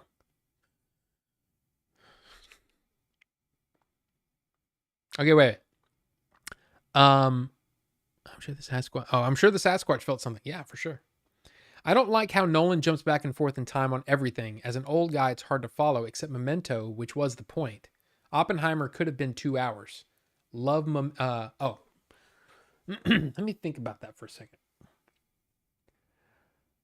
See, it's such a weird thing how some people saw Oppenheimer, and Oppenheimer is, look, not everybody liked Oppenheimer. You know, there was a lot of people that said that Oppenheimer was this, whatever. For me, I saw all the long ass movies this year, right? I saw Oppenheimer, I saw Killers of the Flower Moon, I saw Napoleon, and I felt like Oppenheimer was the best edited. To me, it felt like 2 hours. It didn't feel like a 3 hour movie to me. I totally understand when I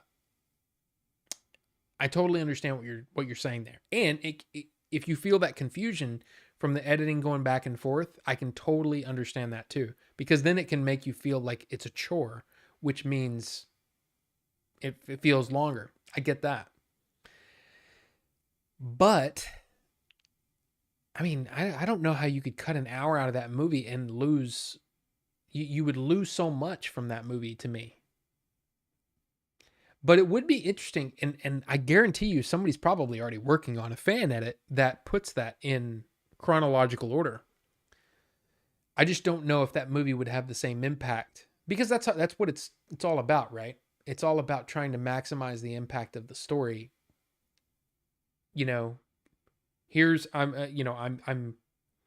in this room trying to fight for my security clearance so I can continue to do the work that I'm doing, and I'm having to defend myself against all of these accusations, and showing those accusations in the time period in which that they're asked in the hearing, and writing it in a way that the impact of the story builds to that crescendo at the end. I just don't know what you could cut. But I guarantee you somebody's already working on a chronological edit for Oppenheimer. Guarantee it. There's a fan edit for it coming. I guarantee it. And I would also be interested to see how many people look at Oppenheimer and say, yeah, I think it's too long. Let's take this out and let's take that out, and see what that movie's like. Because that's the thing. I think I'm not good at, I wouldn't say that I'm good at editing as far as I don't think I could do a feature film edit, but I do know when something, I think all of us can feel that drag, and if something's dragged, then okay, how can we change the scene up? Either move it around, or if that's not possible, how can we recut the scene to make it not feel like there's that drag? I just don't know I don't know if Oppenheimer you can do it. That's just my opinion, but Man of Steel and Batman vs Superman didn't have slow-mo. Kira Kurosawa and Snyder. I don't know. I don't remember if I liked Memento. I don't know that's one of those where I don't know if you're being honest, or if that's part of the movie, was that he doesn't remember things. Did you have it tattooed? You do actually like Memento? Was Napoleon worth a watch? Here's the thing about Napoleon. Napoleon is a beautifully shot. I mean, like, the costumes, the sets, everything is technically perfect. The acting is one of those things that could turn people off. Like, Joaquin Phoenix's acting in that movie might completely ruin the movie for you. I enjoyed the movie, but I realized that I was looking at something of one of my favorite directors of all time, right? He is one of my favorite directors. I'm watching something from one of my favorite directors that's a mess. It feels like a mess. The editing feels off. The storytelling feels off. And I don't know if the 4-hour cut is going to fix that. I just know that the movie felt off. You were being silly goose. Well, you were good. You were good, Bucho.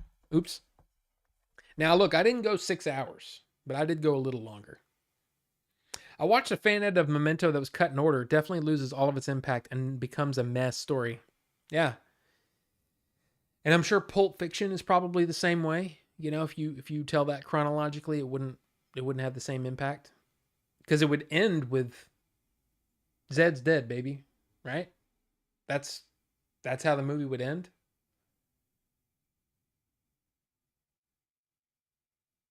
I think. Dude, that movie's great. I love Pulp Fiction, man. But anyway, guys, it's late and my brain is mush. So I'm gonna go to bed. Well, not maybe to bed right away, but I'm gonna go relax because yeah. I don't know why, but when I said that, the way that I said it, it reminded me of Adventures of Game Chasing. Will you relax? We're only gonna mangle you a little bit and turn you into torsos. Anyway, I don't know why. But yes, good times. Usual Suspects would not be near as good if they told it straightforward. Absolutely. That's another one. That's another one that I think is. That's another great movie with a terrible man in it. Directed by a terrible man. But wow, what a fantastic movie.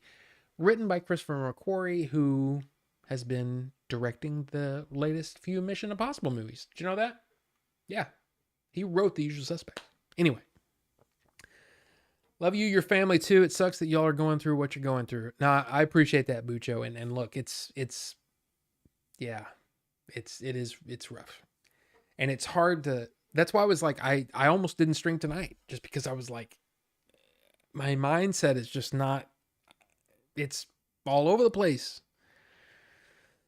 But yes, I appreciate you guys as always. I mean, you guys coming in here and chatting away. I mean, we really didn't have much of a show tonight as far as like, I didn't have like things to do, but you guys made this show tonight. And let's be honest, you make it every time, because if we only did the news, it'd be a 20-minute show every week. So it's you guys that make this show fun and that make the show what it is. So yeah, I appreciate it. I appreciate you guys very much. Again, but we'll see what happens. Did I just lose something? What was that? I got a weird little blip. It said something about attempts. That was weird.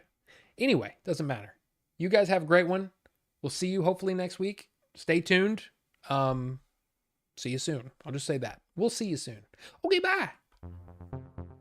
Oh, and Happy New Year. Happy New Year, everybody. Bye.